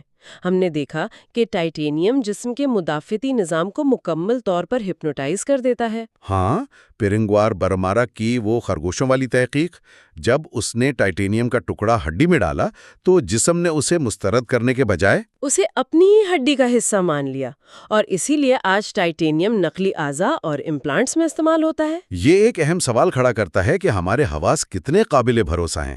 مدافعتی نظام تو دھوکہ کھا ہی گیا، لیکن ہمارے ظاہری حواس بھی بے بس ہو جاتے ہیں، جیسے ذائقہ اور سونگنے کی حس۔ بالکل۔ اب بیریلیم کو ہی لے لیں، یہ ذائقے میں چینی جیسا میٹھا لگتا ہے۔ زبان کے ریسپٹرز اسے شوگر سمجھتے ہیں، حالانکہ اس کا چینی سے کوئی تعلق نہیں، اور یہ انتہائی زہریلا ہے۔ اور ٹیلوریم جس کا ذکر ہوا تھا، اس کا ایک قطرہ بھی جسم پر لگ جائے تو انسان سے ہفتوں تک لہسن کی بو آتی رہتی ہے۔ آپ جو مرضی کر لیں وہ بو ختم نہیں ہوتی۔ ہاں، یہ حواس کا مکمل دھوکہ ہے۔ لیکن کیمسٹری کی پہنچ اس سے بھی زیادہ گہری ہے۔ کیا ہم نے کبھی سوچا ہے کہ عناصر سیاست اور انسانی ذہن کو بھی اپنی لپیٹ میں لے سکتے ہیں؟ مہاتما گاندھی کے نمک مارچ کی مثال یہاں بہت موزوں ہے۔ گاندھی نے برطانوی ٹیکس کے خلاف جنگ جیتنے کے لیے لوگوں کو اپنا مقامی نمک بنانے کی ترغیب دی۔ سیاسی طور پہ یہ ایک ماسٹر سٹروک تھا، لیکن بائیولوجی کے لحاظ سے نتائج بہت تلخ تھے۔ ایسا ہی ہے، کیونکہ جو سمندری نمک وہ بنا رہے تھے اس میں جدید صفائی اور اہم عناصر موجود نہیں تھے، خاص طور پر آیوڈین۔ اور آیوڈین کی عدم موجودگی کوئی معمولی بات نہیں ہے، یہ بچوں کے دماغ کی نشوونما کے لیے بنیادی ہے۔ بالکل، اور بھارت میں اس آیوڈین سے پاک نمک کے استعمال سے ایک طبی عالمیہ جنم لینے لگا۔ بچوں میں پیدائشی نقص اور ذہنی پسماندگی کی بیماریاں عام ہو گئی۔ یہ سوچ کر ہی حیرانی ہوتی ہے کہ ایک عنصر کی عدم موجودگی نے نسلوں کے ذہن متاثر کر دیے، اور اسی پر برٹرینڈ رسل کا وہ زبردست قول یاد آتا ہے کہ اگر محض آیوڈین کی کمی ایک باشعور انسان کو کند ذہن بنا سکتی ہے تو ہماری سوچ، ہماری فیصلے، ہماری روح، یہ سب کچھ کیمسٹری کا ہی محتاج ہے۔ بالکل، یہ ایک ایسا تناظر ہے جو ہمیں سوچنے پر مجبور کر دیتا ہے کہ ہماری ساری فکری اڑان ان عناصر پر ہی منحصر ہے۔ تو آج کے اس تفصیلی جائزے کو سمیٹتے ہوئے ہم کہہ سکتے ہیں کہ یہ عناصر صرف دیوار پر لٹکے چارٹ کا حصہ نہیں ہے، یہ ہماری رگوں میں دوڑتے ہیں، ہڈیاں بناتے اور بگاڑتے ہیں، اور ہمارے حواس کو دھوکہ دیتے ہیں۔ ہمارا جسم پیریوڈک ٹیبل کا ایک چلتا پھرتا نمونہ ہے۔ ہم کائنات کی اسی کیمیائی مٹی سے بنے ہیں۔ بالکل، اور اس سلسلے کے چوتھے حصے میں ہم انسانی کردار کے ان عناصر پر بات کریں گے جن پر تاریخ کھڑی ہے۔ ہم سیاست، پیسہ، فن اور دیوانگی کا جائزہ لیں گے۔ لیکن اس سے پہلے کہ ہم آج کی گفتگو ختم کریں، میں سننے والوں کے لیے ایک خیال چھوڑنا چاہتا ہوں۔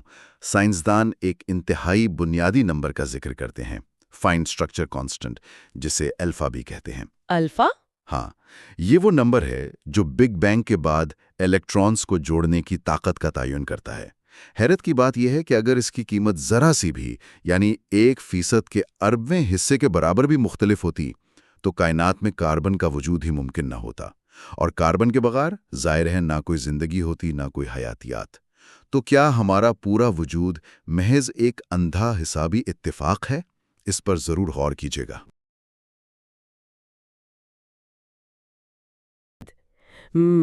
آج ہم ایک انتہائی دلچسپ اور کچھ حد تک انوکھے سفر پر نکل رہے ہیں۔ بالکل، اور یہ سفر واقعی بہت مختلف ہونے والا ہے۔ ہاں، یہ ہمارا دی ڈس اپیئرنگ اسپون نامی کتاب کے مسلسل اور گہرے مطالعے کا چوتھا حصہ ہے۔ صحیح۔ اگر پچھلے حصوں پر تھوڑی سی نظر دوڑائی جائے تو ہم نے کائنات کے ابتدا، جنگوں کے دوران عناصر کے کردار اور حیاتیات پر بات کی تھی۔ اور طب کے میدان میں ہونے والی دریافتوں پر بھی تفصیلی بات ہوئی تھی۔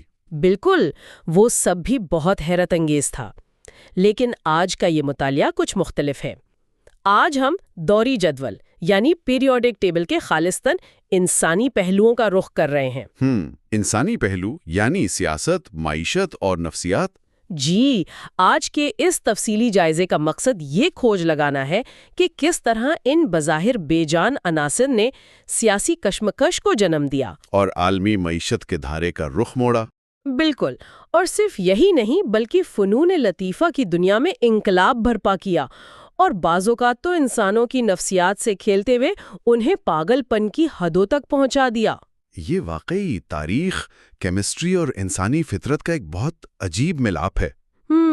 تو اس سے پہلے کہ ہم اس سفر کا باقاعدہ آغاز کریں، میرا خیال ہے ایک چیز واضح کر دینا بہت ضروری ہے۔ ہاں، وہ غیر جانبداری والی بات، بالکل۔ جی، تو سننے والوں کے لیے یہ واضح رہے کہ آج کی گفتگو میں متعدد تاریخی، بین الاقوامی اور سیاسی حوالے آئیں گے، خاص طور پر سرد جنگ کے دور کے، اور مختلف اقوام کے درمیان جو سائنسی سبقت لے جانے کی دوڑ تھی اس کا ذکر بھی ہوگا۔ بالکل، تو ہمارا مقصد صرف اور صرف حقائق، تاریخی حوالوں اور ذرائع سے حاصل شدہ معلومات کو مکمل طور پر غیر جانبدارانہ انداز میں پیش کرنا ہے۔ ہم کسی بھی سیاسی نظریے، ملک یا گروہ کی حمایت یا مخالفت نہیں کر رہے ہیں۔ نہیں، بالکل بھی نہیں۔ ہم محض ایک تجزیاتی نگاہ سے یہ دیکھ رہے ہیں کہ تاریخ کے ان ادوار میں عناصر نے کس طرح انسانی فیصلوں پر اثر ڈالا۔ صحیح، تو شروعات کرتے ہیں اس حصے سے جسے ہم جنون کا عنصر کہہ سکتے ہیں۔ جنون کا عنصر، اور جب انسانی نفسیات اور جنون کی بات ہو تو پارے یعنی مرکیوری کی کہانی سب سے نمایاں ہے۔ پارے کی وہ پراسرار خوبصورتی واقعی ہمیشہ سے انسانوں کے لیے کشش کا باعث رہی ہے۔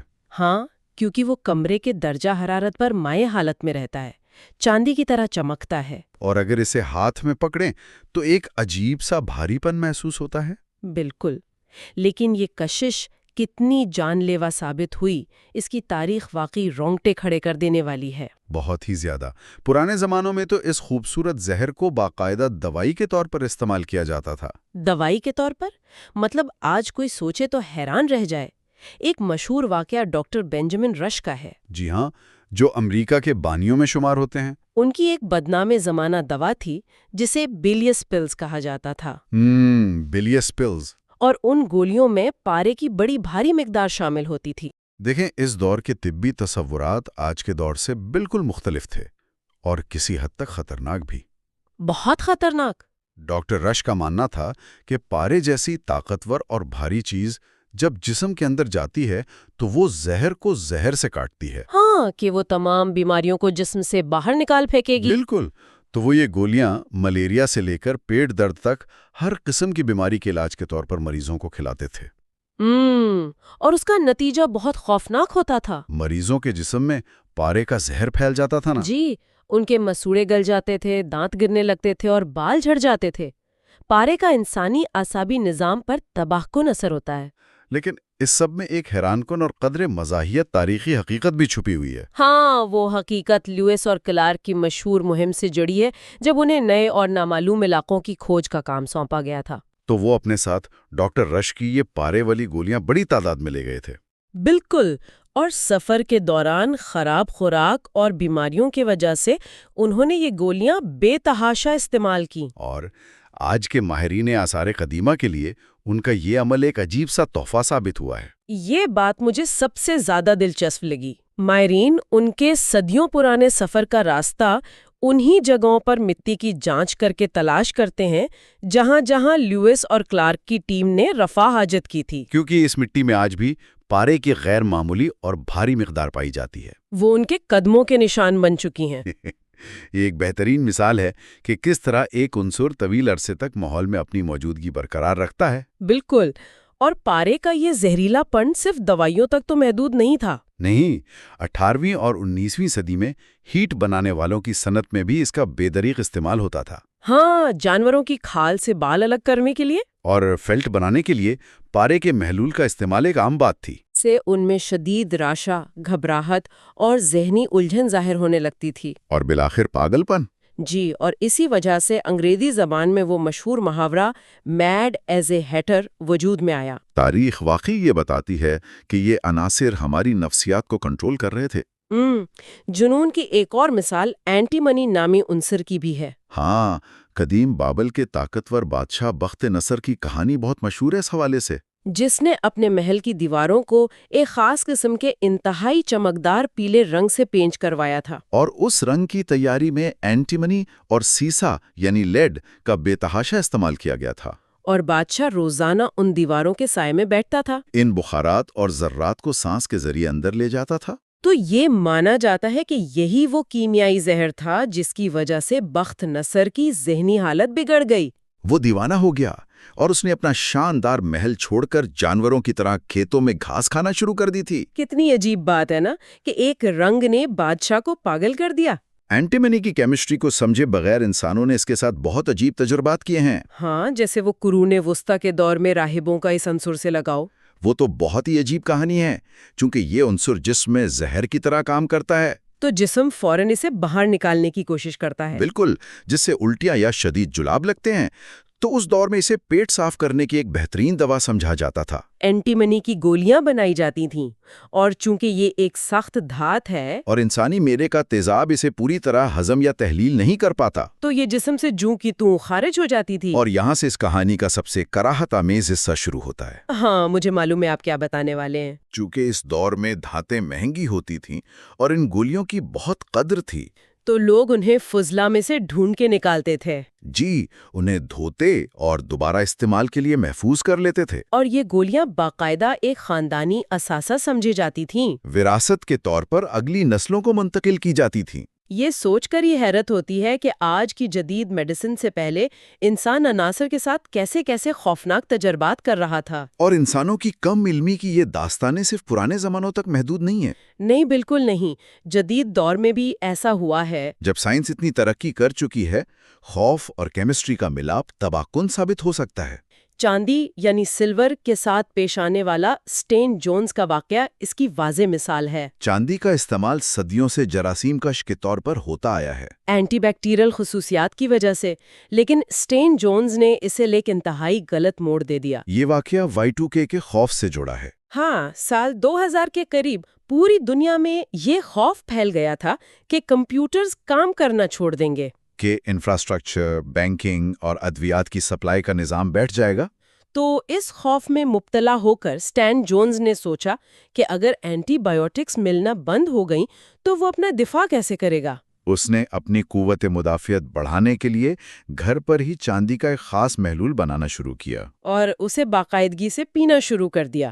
اس نے چاندی کے ذرات کو لفظی طور پر اپنے جسم کا حصہ بنانا شروع کر دیا۔ اور اس کا طبی نتیجہ آرگیریا نامی ایک لا علاج کیفیت کی صورت میں نکلا۔ آرگیریا، کیونکہ جب ہم چاندی کو اس طرح براہ راست کھاتے یا پیتے ہیں تو جسم اسے پروسیس نہیں کر پاتا۔ بالکل، چاندی کے باریک ذرات جلد کے نیچے جمع ہونا شروع ہو جاتے ہیں، اور پھر جب ان پر سورج کی روشنی پڑتی ہے تو بالکل اسی طرح کا فوٹوگرافک ری ایکشن ہوتا ہے جیسے پرانی کیمرہ فلمز پر ہوتا تھا۔ اور سٹین جونز کی جلد کا رنگ ہمیشہ کے لیے گہرا نیلا پڑ گیا۔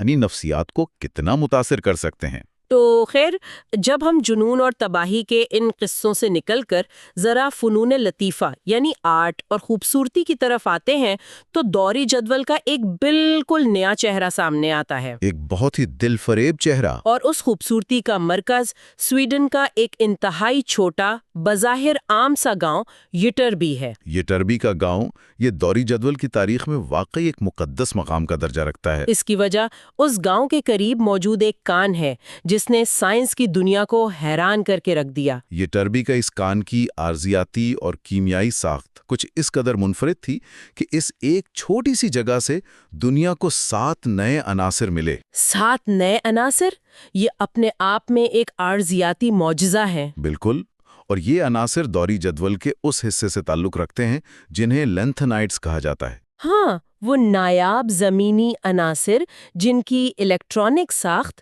بہت پیچیدہ اور انوکھی ہوتی ہے۔ ان کے الیکٹرانز روشنی کو ایک خاص اور انتہائی متحرک انداز میں جذب اور خارج کرتے ہیں۔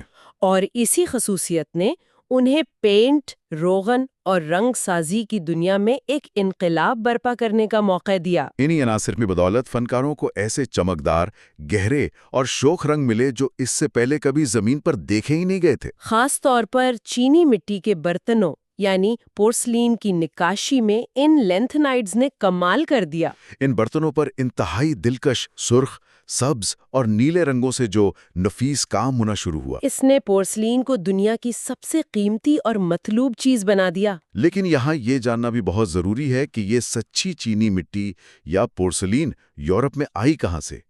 اس کی دریافت کی کہانی تو کسی فلمی اسکرپٹ سے کم نہیں ہے۔ واقعی پورسلین بنانے کا راز صدیوں تک صرف چین کے پاس تھا، اور یورپین لوگ اس چمکدار دودھیا مٹی کے دیوانے تھے۔ اور اس راز کی دریافت ایک ایسے شخص نے کی جس کا نام جوہان فریڈرک بٹکر تھا۔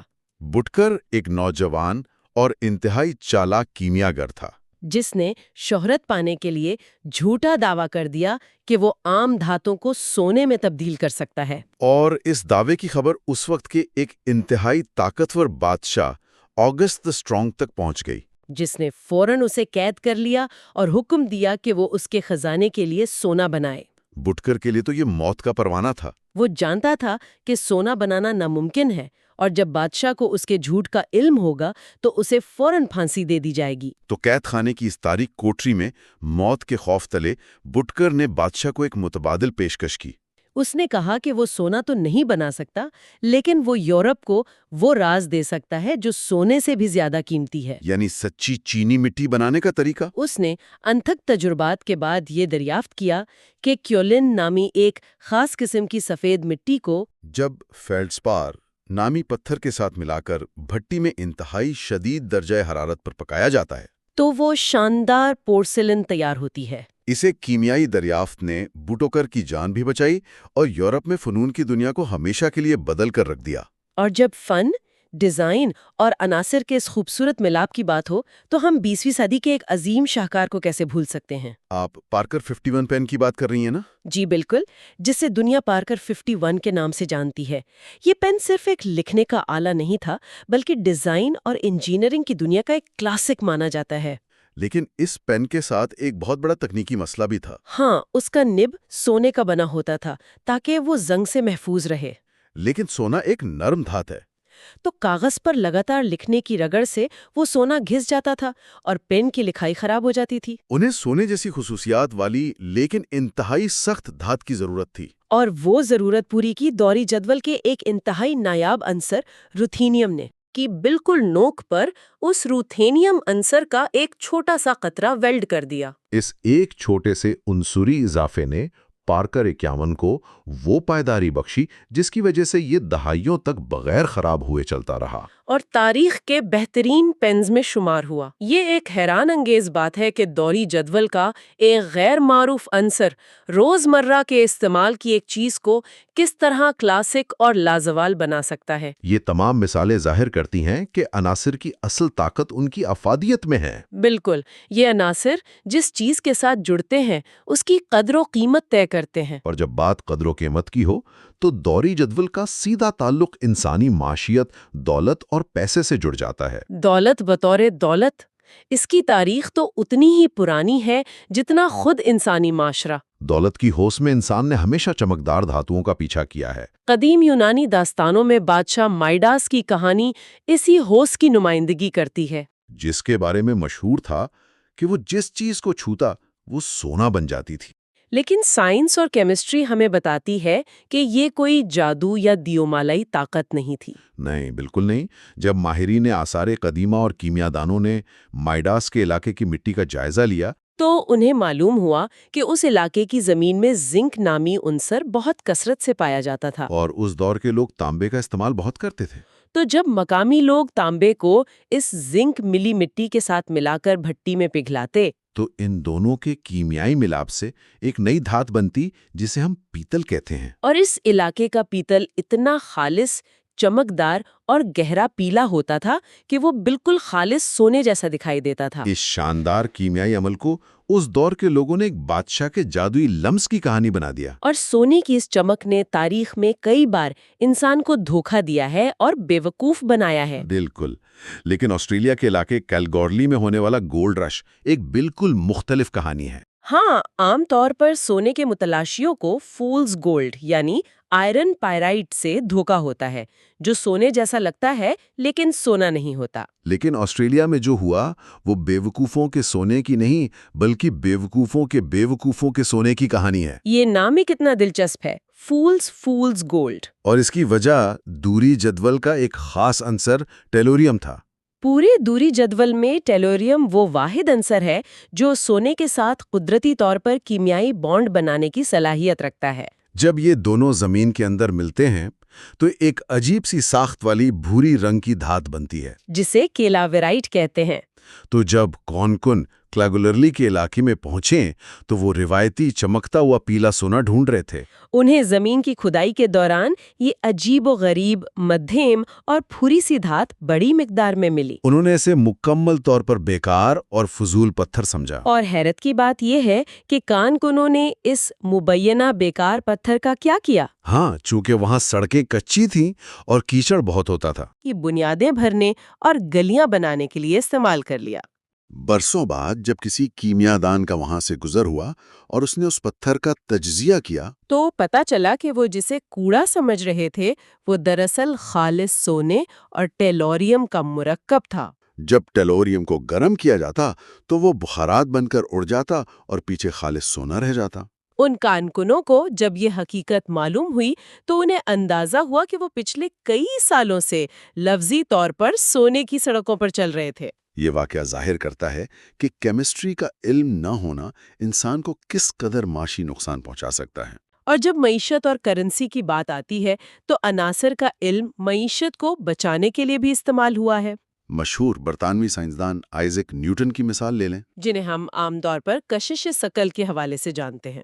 انہوں نے اپنی زندگی کا ایک طویل عرصہ برطانیہ کے ٹکسال ماسٹر کے طور پر بھی گزارا۔ 17ویں صدی میں سکوں کی جعلسازی اور کناروں سے چاندی چھیل کر چرانے کا رواج اس قدر عام تھا کہ برطانوی معیشت تباہی کے دہانے پر تھی۔ نیوٹن نے مجرموں کو پکڑنے کے لیے باقاعدہ جاسوسی کا نیٹ ورک بچھایا۔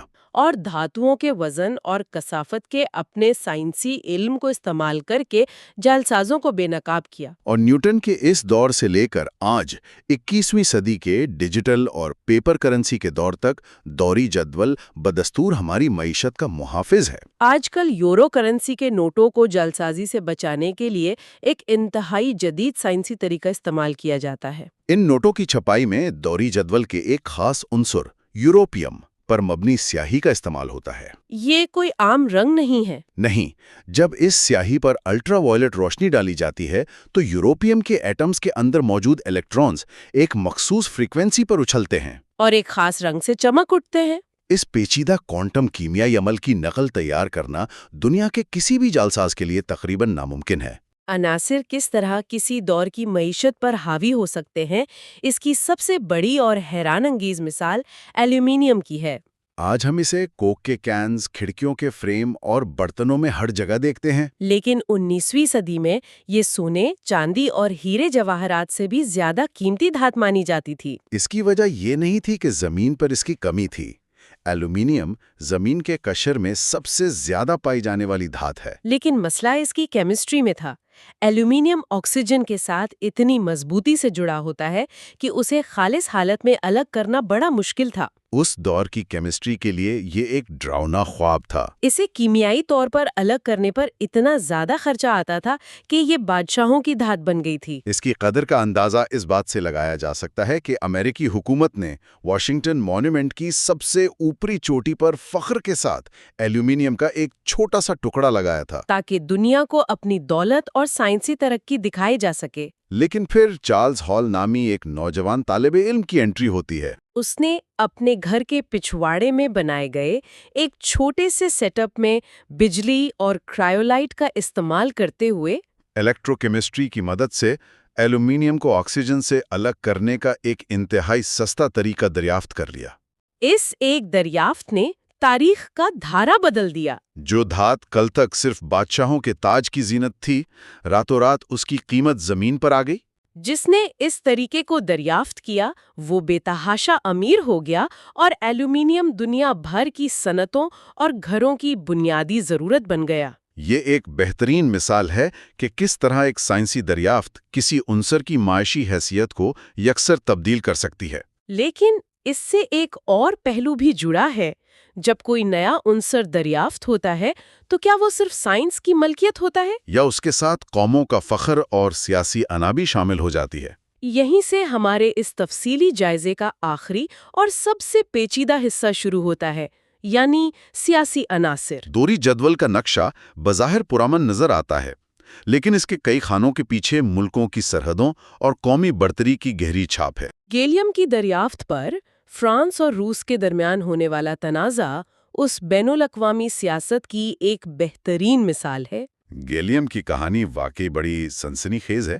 ایک فرانسیسی سائنسدان لیکوک دی بوئز بورڈون نے جب تجرباتی طور پر لیبارٹری میں اس نئے عنصر کو دریافت کیا تو اس نے کمال ہوشیاری اور حب الوطنی کا مظاہرہ کرتے ہوئے اس کا نام فرانس کے پرانے لاطینی نام گالیا پر گیلیم رکھ دیا۔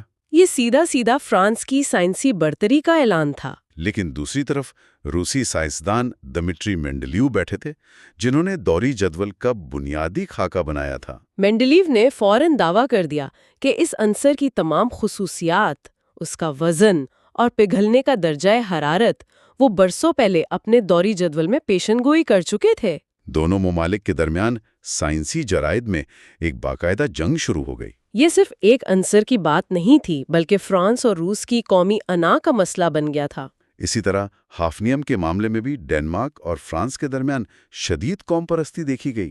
اور جیسے ہی ہم 20ویں صدی کے وسط میں آتے ہیں، یہ سائنسی مقابلہ ایک باقاعدہ اور خوفناک عالمی سل جنگ میں تبدیل ہو جاتا ہے۔ دوسری جنگ عظیم کے بعد امریکہ کی برکلی لیبارٹری اور سوویت یونین کی ڈبنا لیبارٹری کے درمیان دور جدول کے آخر میں نئے، بھاری اور مصنوعی عناصر شامل کرنے کی دوڑ شروع ہو گئی۔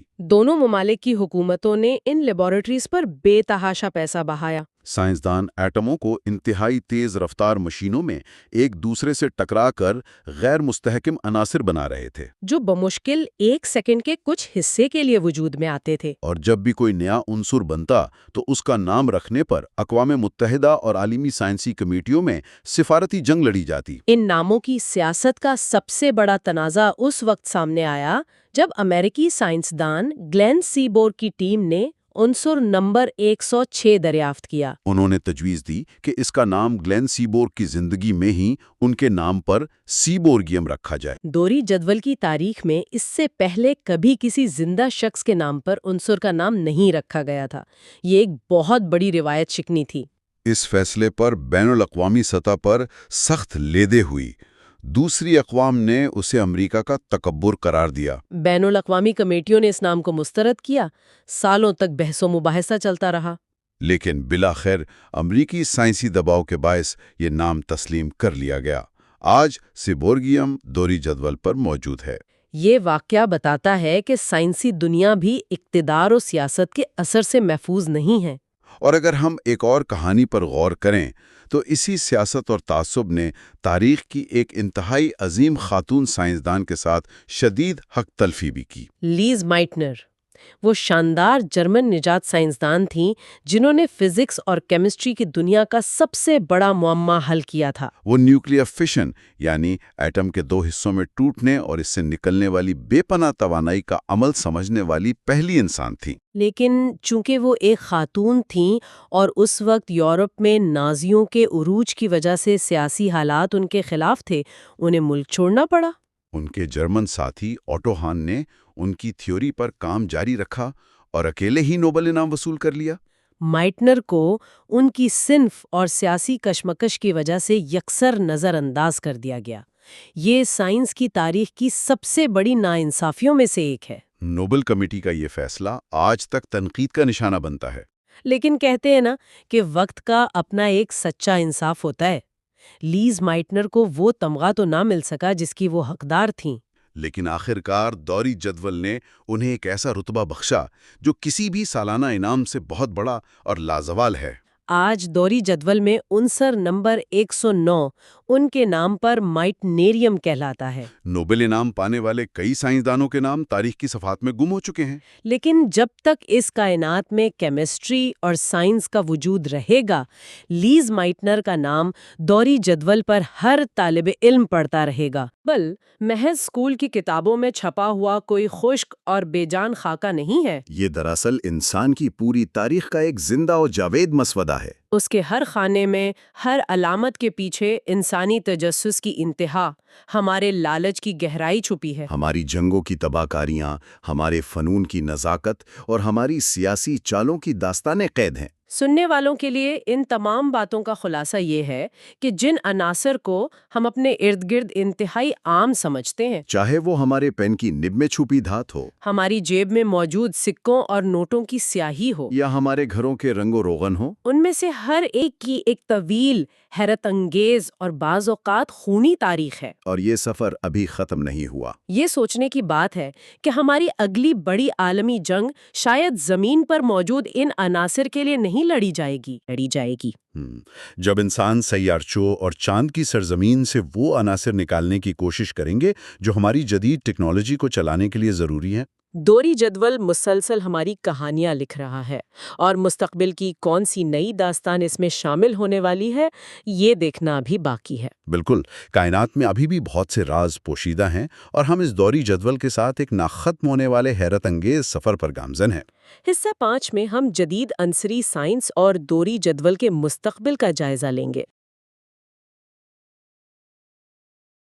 پچھلی بار جب ہم نے اپنے ذرائع کا گہرا تجزیہ کیا تھا تو ہم نے پیریوڈک ٹیبل کے انسانی پہلوؤں کو کھوجا تھا، مطلب سیاست، پیسہ، فن اور وہ جو پاگل پن والا عنصر تھا۔ جی بالکل، وہ چوتھا حصہ واقعی بہت دلچسپ تھا، جس نے ثابت کیا کہ کیمسٹری صرف لیبارٹری تک محدود نہیں ہے بلکہ ہماری انسانی تاریخ کا ایک دھڑکتا ہوا حصہ ہے۔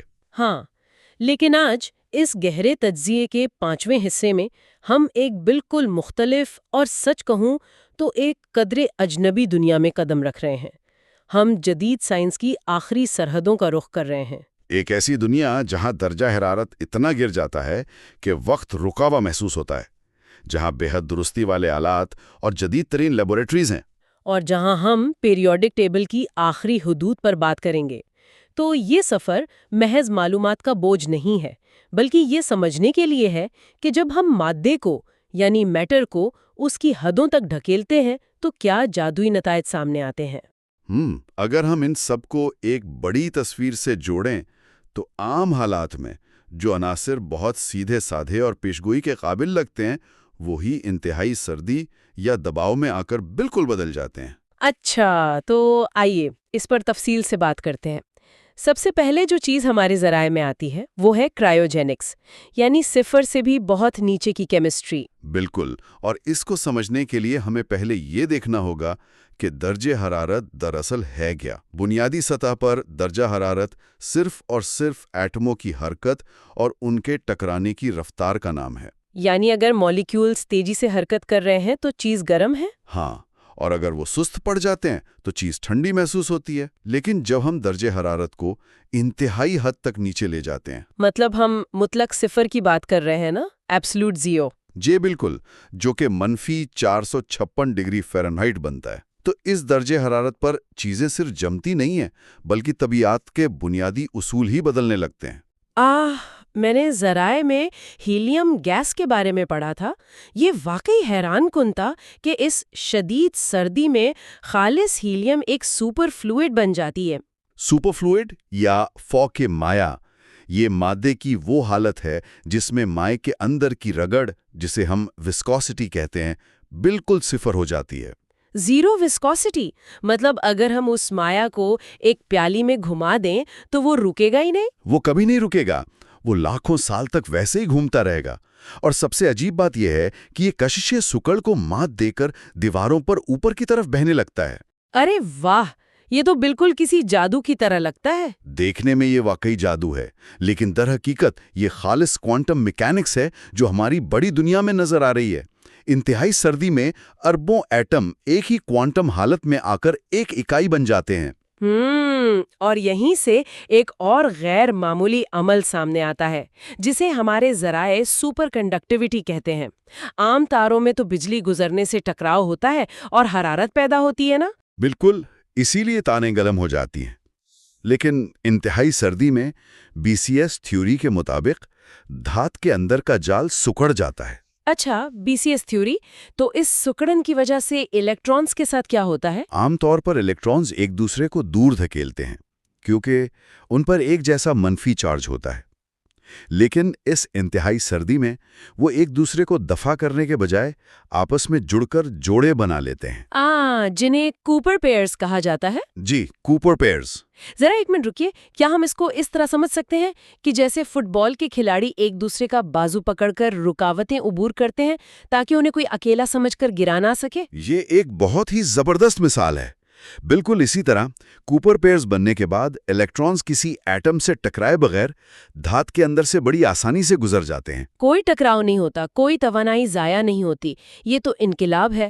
لیکن ذرائع بتاتے ہیں کہ سائنسدانوں نے درجہ حرارت کو مطلق صفر کے اور بھی قریب لا کر ایک اور تجربہ کیا تھا، روبیڈیم کے ایٹموں کے ساتھ۔ ہاں، وہ بوس آئنسٹائن کنڈنسیٹ والا تجربہ۔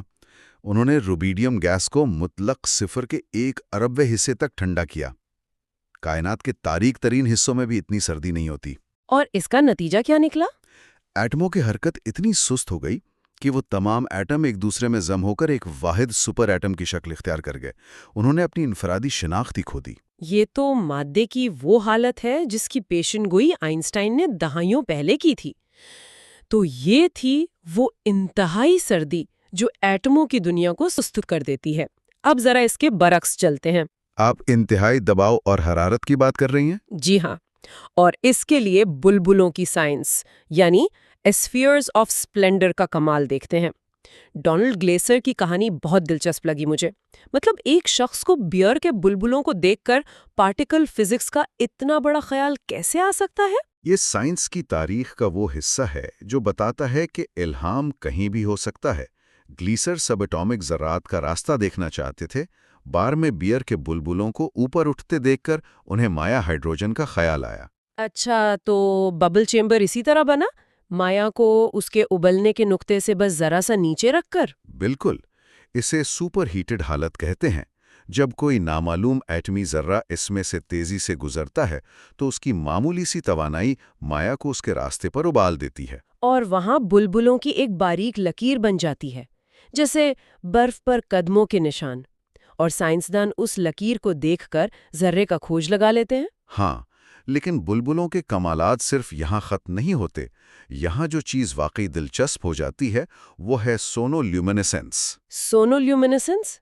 یہ آواز کی لہروں اور روشنی کا ملاپ ہے نا؟ جی، جب پانی میں موجود ایک انتہائی باریک بلبلے پر مخصوص آواز کی لہریں ڈالی جاتی ہیں تو وہ لہریں پانی کے مالیکیولز کو دھکیلتی ہیں۔ تو اس دباؤ کی وجہ سے وہ بلبلا تیزی سے پھولتا ہے اور پھر انتہائی بے رحمی سے پچک کر اپنے اندر ہی گر جاتا ہے۔ اس کا دباؤ کشش ثقل سے 100 ارب گنا زیادہ ہوتا ہے۔ 100 ارب گنا زیادہ دباؤ! اور میں نے پڑھا ہے کہ اس دباؤ سے اندر کا درجہ حرارت 35,000 ڈگری فahrenheit تک پہنچ جاتا ہے۔ یہ تو سورج سے بھی زیادہ گرم ہے۔ بالکل، اور اس شدید حرارت سے نیلی اور سبز روشنی کے جھماکے ہوتے ہیں، خاص طور پہ جب اس میں آرگن اور زینون جیسی گیسیں شامل ہوں۔ یہ بظاہر سادہ سے بلبلے کتنا کچھ چھپائے میں، اور بلبلوں کی بات ہو ہی رہی ہے تو روزمرہ کی وہ مثال بھی ذرائع میں موجود ہے، ڈائٹ کوک اور مینٹوز والی۔ ہاں، وہ دھماکہ جو ہم سب نے کبھی نہ کبھی دیکھا ہے۔ لوگ اسے کیمیکل ری ایکشن سمجھتے ہیں۔ میں بھی یہی سمجھتی تھی، لیکن یہ تو فزکس ہے۔ مینٹوز کی خوردری سطح پر موجود ان گنت خودبینی گڑھے جنہیں نیوکلیشن سائٹس کہتے ہیں۔ صحیح، اور وہ گڑھے کاربن ڈائی آکسائیڈ کی گیس کو بلبلے بنانے کی جگہ دیتے ہیں۔ لاکھوں بلبلے ایک ساتھ بنتے ہیں اور فوارہ پھوٹ پڑتا ہے۔ تو بلبلوں کی شکل یعنی ان کی گولائی کا مادے پر بہت گہرا اثر ہے۔ کاربن 60 کی دریافت بھی تو اسی سے جڑی ہے نا؟ بکی بالز، جی ہاں، کاربن کے 60 ایٹم آپس میں مل کر بالکل فٹ بال جیسی گول شکل بنا لیتے ہیں۔ اور اس خاص جیومیٹری کی وجہ سے یہ مالیکیول بہت مضبوط ہوتے ہیں، جس نے نینو ٹیکنالوجی میں نئے راستے کھولے۔ یعنی عناصر کی طاقت صرف ان کے وزن میں نہیں، ان کی ساخت میں بھی ہے۔ اور ان ساختوں اور ایٹموں کے وزن کو ناپنے کے لیے ہمیں انتہا درجے کے درست آلات کی ضرورت ہوتی ہے۔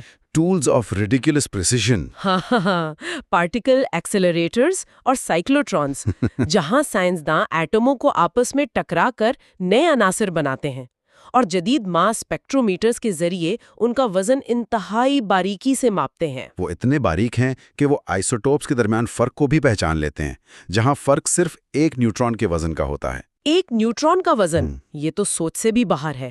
اور پھر ہمارے ذرائع ایٹمی گھڑیوں کا بھی ذکر کرتے ہیں۔ دنیا کا سب سے درست وقت؟ دنیا کا درست ترین وقت سیزیم 133 ایٹم کے الیکٹرانز کی چھلانگوں سے ماپا جاتا ہے۔ یعنی وہ مداروں کے درمیان چھلانگ لگاتے ہیں اور فوٹونز خارج کرتے ہیں۔ بالکل، ان فوٹونز کی تعداد اتنی مستقل ہوتی ہے کہ ہم ان سے 1 سیکنڈ کا حساب لگاتے ہیں۔ یہ اتنی درست ہیں کہ لاکھوں سال میں بھی 1 سیکنڈ کا فرق نہیں آتا۔ یہ حیرت انگیز ہے، لیکن اس درستگی میں ایک بہت ہی پراسرار عدد بھی تو ہے، فائن اسٹرکچر کانسٹنٹ، جسے الفا کہتے ہیں، 1/37۔ اس سے ایک اہم سوال پیدا ہوتا ہے۔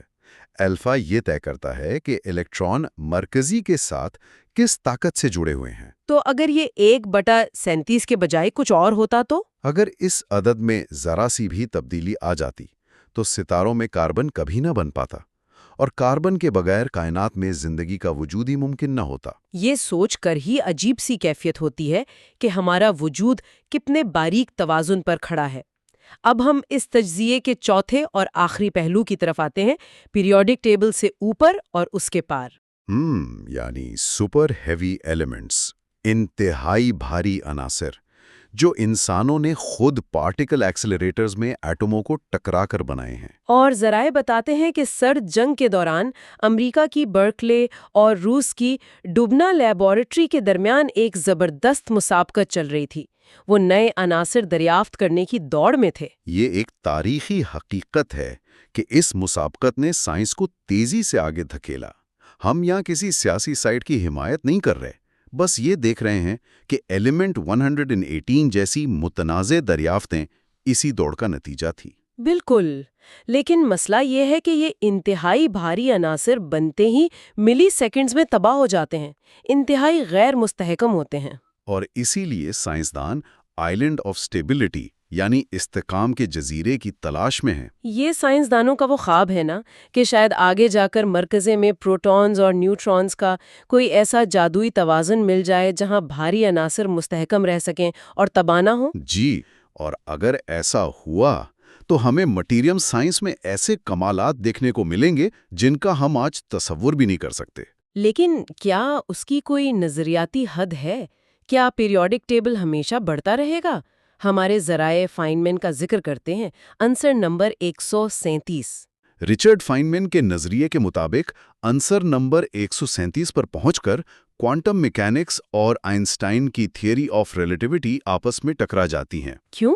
مرکزے میں پروٹونز بہت زیادہ ہو جائیں گے۔ بالکل، ان کی کشش اتنی زیادہ ہوگی کہ الیکٹرونز کو متوازن رہنے کے لیے روشنی کی رفتار سے بھی تیز گھومنا پڑے گا، اور یہ ناممکن ہے۔ تو مطلب ہم ٹیبل کو لمبائی میں مزید نہیں کھینچ سکتے، لیکن کیا ہم مادہ کی نئی اقسام بنا کر اسے دوسری جہتوں میں پھیلا رہے ہیں، سپر ایٹمز کی طرح؟ ہاں، اب سائنسدانوں نے زیلیم بنا لیا ہے، جہاں 13 ایلومینیم کے ایٹم مل کر بالکل ایک برومین ایٹم کی طرح کام کرتے ہیں۔ اور کوانٹم ڈاٹس، جنہیں پین کیک ایٹمز بھی کہا جاتا ہے، جو ایٹموں کو چپٹی سطح پر قید کر دیتے ہیں۔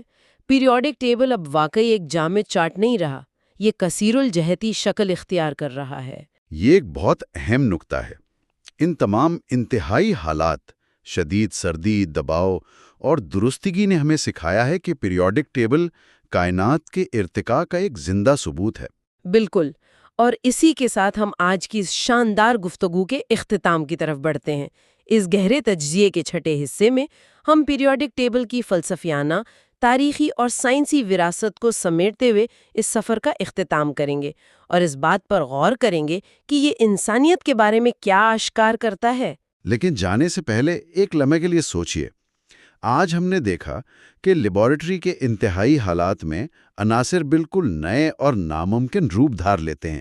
تو ذرا تصور کریں کائنات کے ان حصوں میں جہاں بلیک ہولز اور نیوٹرون ستاروں کے اندر اس سے بھی کھربوں گنا زیادہ دباؤ اور سردی یا گرمی موجود ہے۔ وہاں یہی عام عناصر آپس میں مل کر زندگی یا مادی دنیا کی کون سی ایسی شکلیں بنا رہے ہوں گے جن کا ہم نے اب تک تصور بھی نہیں کیا ہوگا۔ یہ واقعی ذہن کو الجھا دینے والا خیال ہے۔ اور کیا ہی شاندار سفر رہا ہے یہ ہمارا۔ مطلب میں تو پچھلے حصوں کے بارے میں ہی سوچ رہا تھا۔ ہاں بالکل، پچھلے کچھ سیشنز میں ہم نے دی ڈس اپیئرنگ اسپون کے حوالے سے جن ان گنت کہانیوں کو کھنگالا ہے، آج وقت آ گیا ہے کہ ان تمام بکھرے ہوئے دھاگوں کو سمیٹ لیں۔ ایگزیکٹلی۔ اگر ہم اب تک کے مباحث پر ایک تائرانہ نگاہ ڈالیں تو ہم نے عناصر کی شخصیات کو دیکھا کہ کیسے وہ برتاؤ کرتے ہیں، اور کائنات کی ابتدا کو بھی سمجھا کہ کس طرح ہم سب دراصل ستاروں کی دھول یعنی وہ کیا کہتے ہیں سٹار سٹف سے بنے ہیں۔ بالکل ایسا ہی ہے۔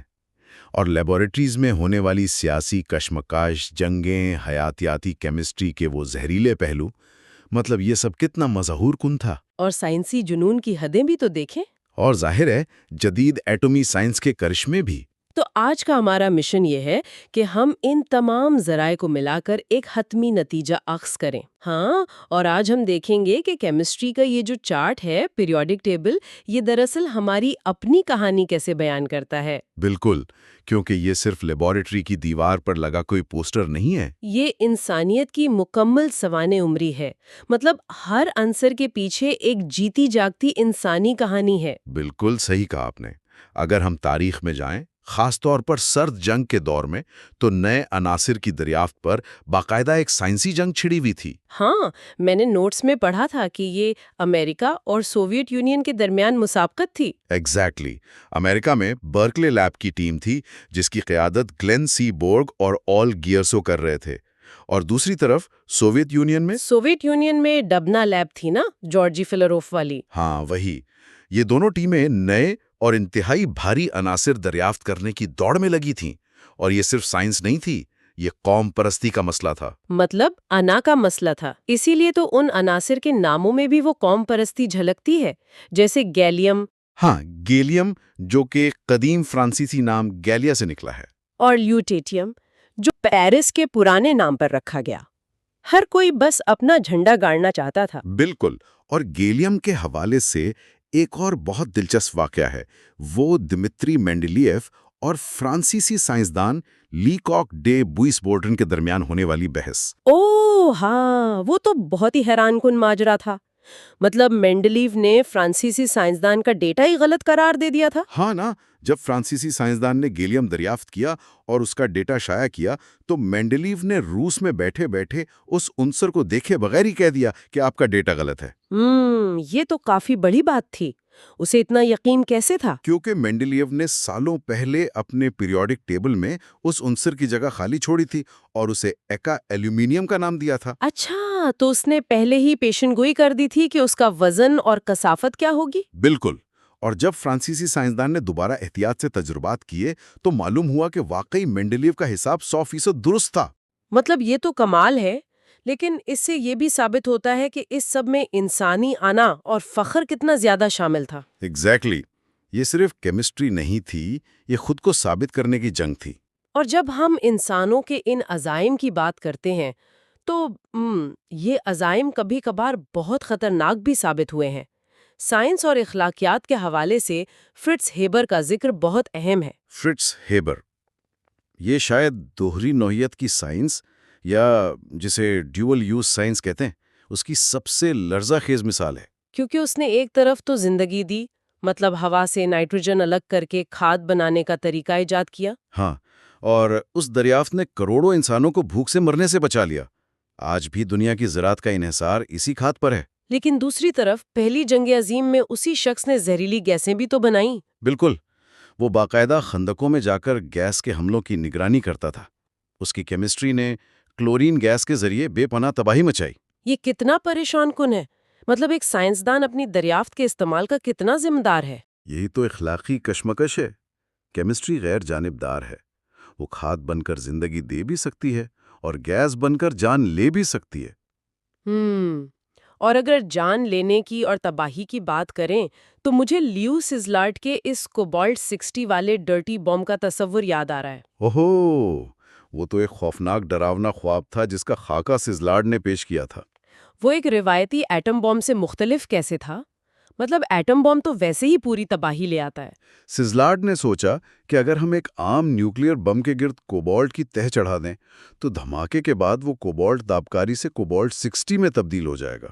اچھا، اور پھر وہ تابکار گرد فضا میں پھیل جائے گی؟ ہاں، اور وہ صرف ایک شہر تباہ نہیں کرے گی بلکہ وہ پوری زمین پر گر کر کرۂ ارض کو ہمیشہ کے لیے زہریلا اور بنجر بنا دے گی۔ زندگی کا خاتمہ۔ یہ تو مکمل خودکشی والا تصور تھا۔ یہ سوچنا ہی دل دہلا دینے والا ہے کہ انسان کے اندر طاقت کا یہ جنون کس حد تک جا سکتا ہے۔ بالکل، اور یہ جنون صرف بڑے سائنسدانوں میں نہیں تھا۔ ڈیوڈ ہارن کی کہانی یاد ہے آپ کو؟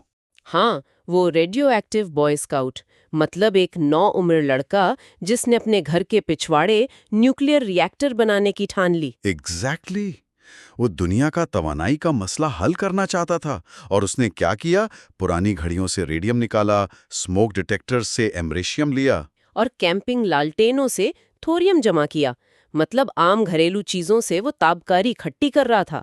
اور اس کا تجربہ اتنا آگے بڑھ گیا تھا کہ ماحولیاتی اداروں کو آ کر اس کا وہ چھوٹا سا شیڈ سیل کرنا پڑا، کیونکہ تابکاری خطرناک حد تک بڑھ گئی تھی۔ اس سے اندازہ ہوتا ہے کہ ان عناصر کی طاقت کس قدر پرکشش اور ساتھ ہی کتنی خطرناک ہو سکتی ہے۔ بالکل، یہ سب ایک بہت بڑی افراتفری کی کہانیاں ہیں۔ لیکن اسی افراتفری سے جب ہم پیریوڈک ٹیبل کی طرف دیکھتے ہیں تو وہاں کتنی خوبصورت ترتیب نظر آتی ہے.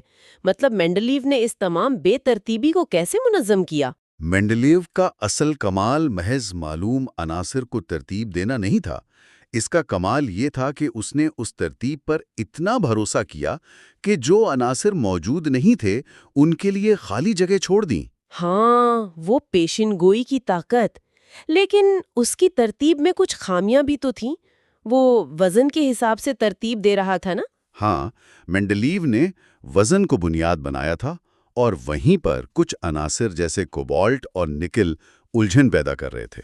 کوبالٹ کا وزن زیادہ تھا، لیکن خصوصیات بتاتی تھیں کہ اسے نکل سے پہلے آنا چاہیے. ایگزیکٹلی. اور یہ معمہ حل کیا ایک نوجوان سائنسدان ہنری موزلے نے. اس نے ایکس ریز کا استعمال کیا. ایکس ریز سے اس نے کیا دریافت کیا؟ موزلے نے دریافت کیا کہ ہر عنصر کے ایٹم سے نکلنے والی ایکس ریز کی فریکوینسی بالکل مختلف ہوتی ہے. اس سے اس نے ایٹمی نمبر یعنی پروٹونز کی تعداد کو دریافت کیا. اچھا، تو وزن کے بجائے جب پروٹونز کی تعداد پر ترتیب دی گئی تو وہ کوبالٹ اور نکل کا مسئلہ حل ہو گیا؟ بالکل، وہ اپنی صحیح جگہ پر آ گئے. اور سب سے بڑی بات یہ ہوئی کہ اب یہ مکمل طور پر ایک شفاف ریاضیاتی ترتیب بن گئی. ہاں، اور اس ترتیب سے ثابت ہو گیا کہ اب ٹیبل میں صرف 4 عناصر غائب ہیں. ہاں، عناصر 43، 61، 72 اور 75. اب کوئی بے ترتیبی نہیں بچی تھی. یہ سب سن کر میں سوچ رہی تھی کہ انسان ہر چیز کی درجہ بندی کیوں کرنا چاہتا ہے؟ مطلب ہمیں فطرت کو زمروں میں بانٹنے کی اتنی ضرورت کیوں محسوس ہوتی ہے؟ یہ ایک بہت گہرا اور فلسفیانہ سوال ہے. اگر ہم قدیم یونان میں افلاطون کے خیالات کو دیکھیں تو اس نے آئیڈیل فارمز کا تصور پیش کیا تھا. آئیڈیل فارمز یعنی ہر چیز کی ایک کامل اور بے داغ شکل؟ بالکل. انسانی دماغ فطری طور پر کائنات میں ایک پرفیکشن اور ترتیب ڈھونڈنا چاہتا ہے. اور اگر ہم پیریوڈک ٹیبل میں دیکھیں تو نوبل گیسیں اس کمال کی بہترین مثال ہیں. ہاں، ہیلیم اور نیون جیسی گیسیں وہ کسی سے ریئیکٹ نہیں کرتی، اپنے آپ میں مکمل اور پرسکون. ایگزیکٹلی. اور اسی ترتیب کو تلاش کرنے کی خواہش نے ڈوبیرائنر کے ٹرائیڈز کو بھی جنم دیا تھا. اوہ ہاں، ٹرائیڈز یعنی عناصر کے 3 کے جوڑے. اس میں تو ایک صوفیانہ سی کشش تھی. ہاں نا، ڈوبرائنر نے دیکھا کہ اگر ہم کلورین، برومین اور آیوڈین کو لیں تو کلورین اور آیوڈین کے وزن کا اوسط نکالیں تو وہ بالکل برومین کے وزن کے برابر نکلتا ہے. مطلب یہ کوئی عام اتفاق تو نہیں لگ رہا تھا. یہ ریاضیاتی ترتیب ہمارے دماغ کو بہت اپیل کرتی ہے. کیونکہ ہمارا دماغ پیٹرن تلاش کرنے کے لیے ہی بنا ہے اور پیریوڈک ٹیبل کی ساخت ہماری اس ترتیب پسندی کو مکمل طور پر مطمئن کرتی ہے. تو ہم نے اس ترتیب کو سمجھ لیا، لیکن عناصر کا مستقبل کیا ہے؟ مطلب ہم نے نوٹس میں کچھ نئے مصنوعی عناصر کے بارے میں بھی تو پڑھا تھا. ہاں، مستقبل بہت پراسرار ہے. اب ہم 119 اور 122 جیسے انتہائی بھاری عناصر کی بات کر رہے ہیں جو ابھی دریافت ہونے ہیں. لیکن وہ تو بنتے ہی ٹوٹ جاتے ہوں گے. ان کا وجود کیسے برقرار رہ سکتا ہے؟ یہیں پر ایٹمی طبیعت کا وہ دلچسپ تصور آتا ہے جسے ہم قیام کا جزیرہ یا آئلینڈ آف سٹیبلٹی کہتے ہیں. قیام کا جزیرہ، یہ وہ ماریا گوپٹ میئر کے میجک نمبرز والا تصور ہے نا؟ بالکل. میئر نے بتایا تھا کہ نیوکلیس کے اندر نیوٹرون اور پروٹون اگر کچھ مخصوص نمبرز یعنی میجک نمبرز میں ہوں تو وہ ایک مستحکم حالت میں آ سکتے ہیں. اچھا، تو اگر سائنسدان ان میجک نمبرز والے سپر ہیوی عناصر بنا لیں تو وہ تباہ ہونے کے بجائے مستحکم رہ سکیں گے؟ ایگزیکٹلی. وہ اس قیام کے جزیرے پر پہنچ جائیں گے. اور سپر ایٹمز کیا ہے؟ میں نے پڑھا تھا کہ 13 ایلومینیم کے ایٹم مل کر ایک برومین کی طرح رویہ اختیار کر لیتے ہیں. ہاں، یہ بھی کمال ہے. جب آپ ایلومینیم کے 13 آٹموں کو ایک خاص انداز میں جوڑتے ہیں تو وہ مل کر ایک نیا بیرونی خول بنا لیتے ہیں اور بالکل برومین جیسا برتاؤ کرتے ہیں. اور کوانٹم ڈاٹس جنہیں پین کیک ایٹمز کہتے ہیں ان میں بھی ہم عناصر کی طبعی خصوصیات کو حیران کن طریقوں سے بدل سکتے ہیں. تو کیا ہم یوں ہی نئے سے نئے عناصر بناتے رہیں گے؟ کیا اس کی کوئی حد ہے؟ نظریاتی طور پر اس کی ایک حد ہے اور وہ حد البرٹ آئنسٹائن کا نظریہ اضافیت طے کرتا ہے. وہ کیسے؟ مطلب روشنی کی رفتار کا ایٹم سے کیا تعلق؟ जैसे जैसे आप न्यूक्लियस में प्रोटॉन बढ़ाते हैं, कशिश उतनी ज्यादा हो जाती है कि अंदरूनी इलेक्ट्रॉन्स को बहुत तेजी से घूमना पड़ता है और उन सर 137 के लगभग उन इलेक्ट्रॉन्स को मदार में रहने के लिए रोशनी की रफ्तार से तेज जाना पड़ेगा। और रोशनी की रफ्तार से तेज जाना फिजिक्स के कवानीन के खिलाफ है। बिल्कुल। तो इसका मतलब है कि हम लामहदूद अनासिर नहीं बना सकते। पीरियोडिक टेबल की एक हतमी हद है। तो जो हम इस तमाम गुफ्तगू को समेटते हैं तो ये वाज़ेह होता है कि ये चार्ट वाकई महज एक चार्ट नहीं है, ये एक कहानी है। हाँ, और ये अनासिर हमारे रोजमर्रा की जिंदगी का हिस्सा हैं, कार्बन से लेकर हमारे स्मार्टफोन्स के सिलिकॉन तक और MRI मशीन्स में इस्तेमाल होने वाले गैडोलिनियम तक। हर जगह यही अनासिर अपना काम खामोशी से कर रहे हैं। और अगर कभी खलाई मखलूक जमीन पर आई तो जाहिर है उन्हें हमारी जुबान या हमारी सियासत समझ नहीं आएगी। हाँ, लेकिन पीरियोडिक टेबल वो वाहिद मुश्तरका जुबान होगी जिसे हम दोनों समझ सकेंगे। एग्जैक्टली। हाइड्रोजन उनके लिए भी हाइड्रोजन ही रहेगा। अनासिर को समझने से हमें इस कायनात और अपनी हकीकत को सराहने का एक नया जाविया मिलता है। बिल्कुल, और इस हकीकत के गहरे इदराक के साथ ही हमारा ये 6 हिस्सों पर मुश्तमिल शानदार सफ़र अपने इख्तिताम को पहुंचता है। हम अपने तमाम सुनने वालों का तहे दिल से शुक्रिया अदा करना चाहते हैं। हाँ, इस तवील सफ़र में हमारे साथ रहने का बहुत शुक्रिया। हम तमाम सामीईन को दावत देंगे कि वो तबसरों में ज़रूर बताएं कि उनके लिए इस पूरे सफ़र में सबसे हैरानकुन बात क्या थी। और मुस्तकबिल के जायज़ों के लिए नई किताबों या मौज़ूआत की तजवीज़ें भी देना मत भूलिएगा। हम जानना चाहते हैं कि आप क्या सुनना चाहते हैं। और जाते जाते मैं सुनने वालों के लिए एक नई सोच छोड़कर जाना चाहता हूँ। हम पीरियोडिक टेबल को हमेशा दीवार पर लगे एक चौकोर नक्शे की तरह देखते हैं, लेकिन कुछ मुतबादिल शक्लें भी तो हैं, जैसे शहद की मक्खी के छित्ते की शक्ल या कोई घूमता हुआ स्पाइरल या 3D आरामनुमा चार्ट। ये तो वाकई सोचने की बात है। क्या जिस शक्ल में हम अनासिर को देखते हैं वो इस बात का तयन करती है कि हम कायनात को कैसे समझते हैं? बिल्कुल। अगर चार्ट की शक्ल बदल जाए तो क्या हमारा नजरिया भी बदल जाएगा? ये एक ऐसा सवाल है जिस पर गौर करना चाहिए। पीरियोडिक टेबल सिर्फ मादे का नक्शा नहीं है, ये इंसानी अज़ाइम का आईना है।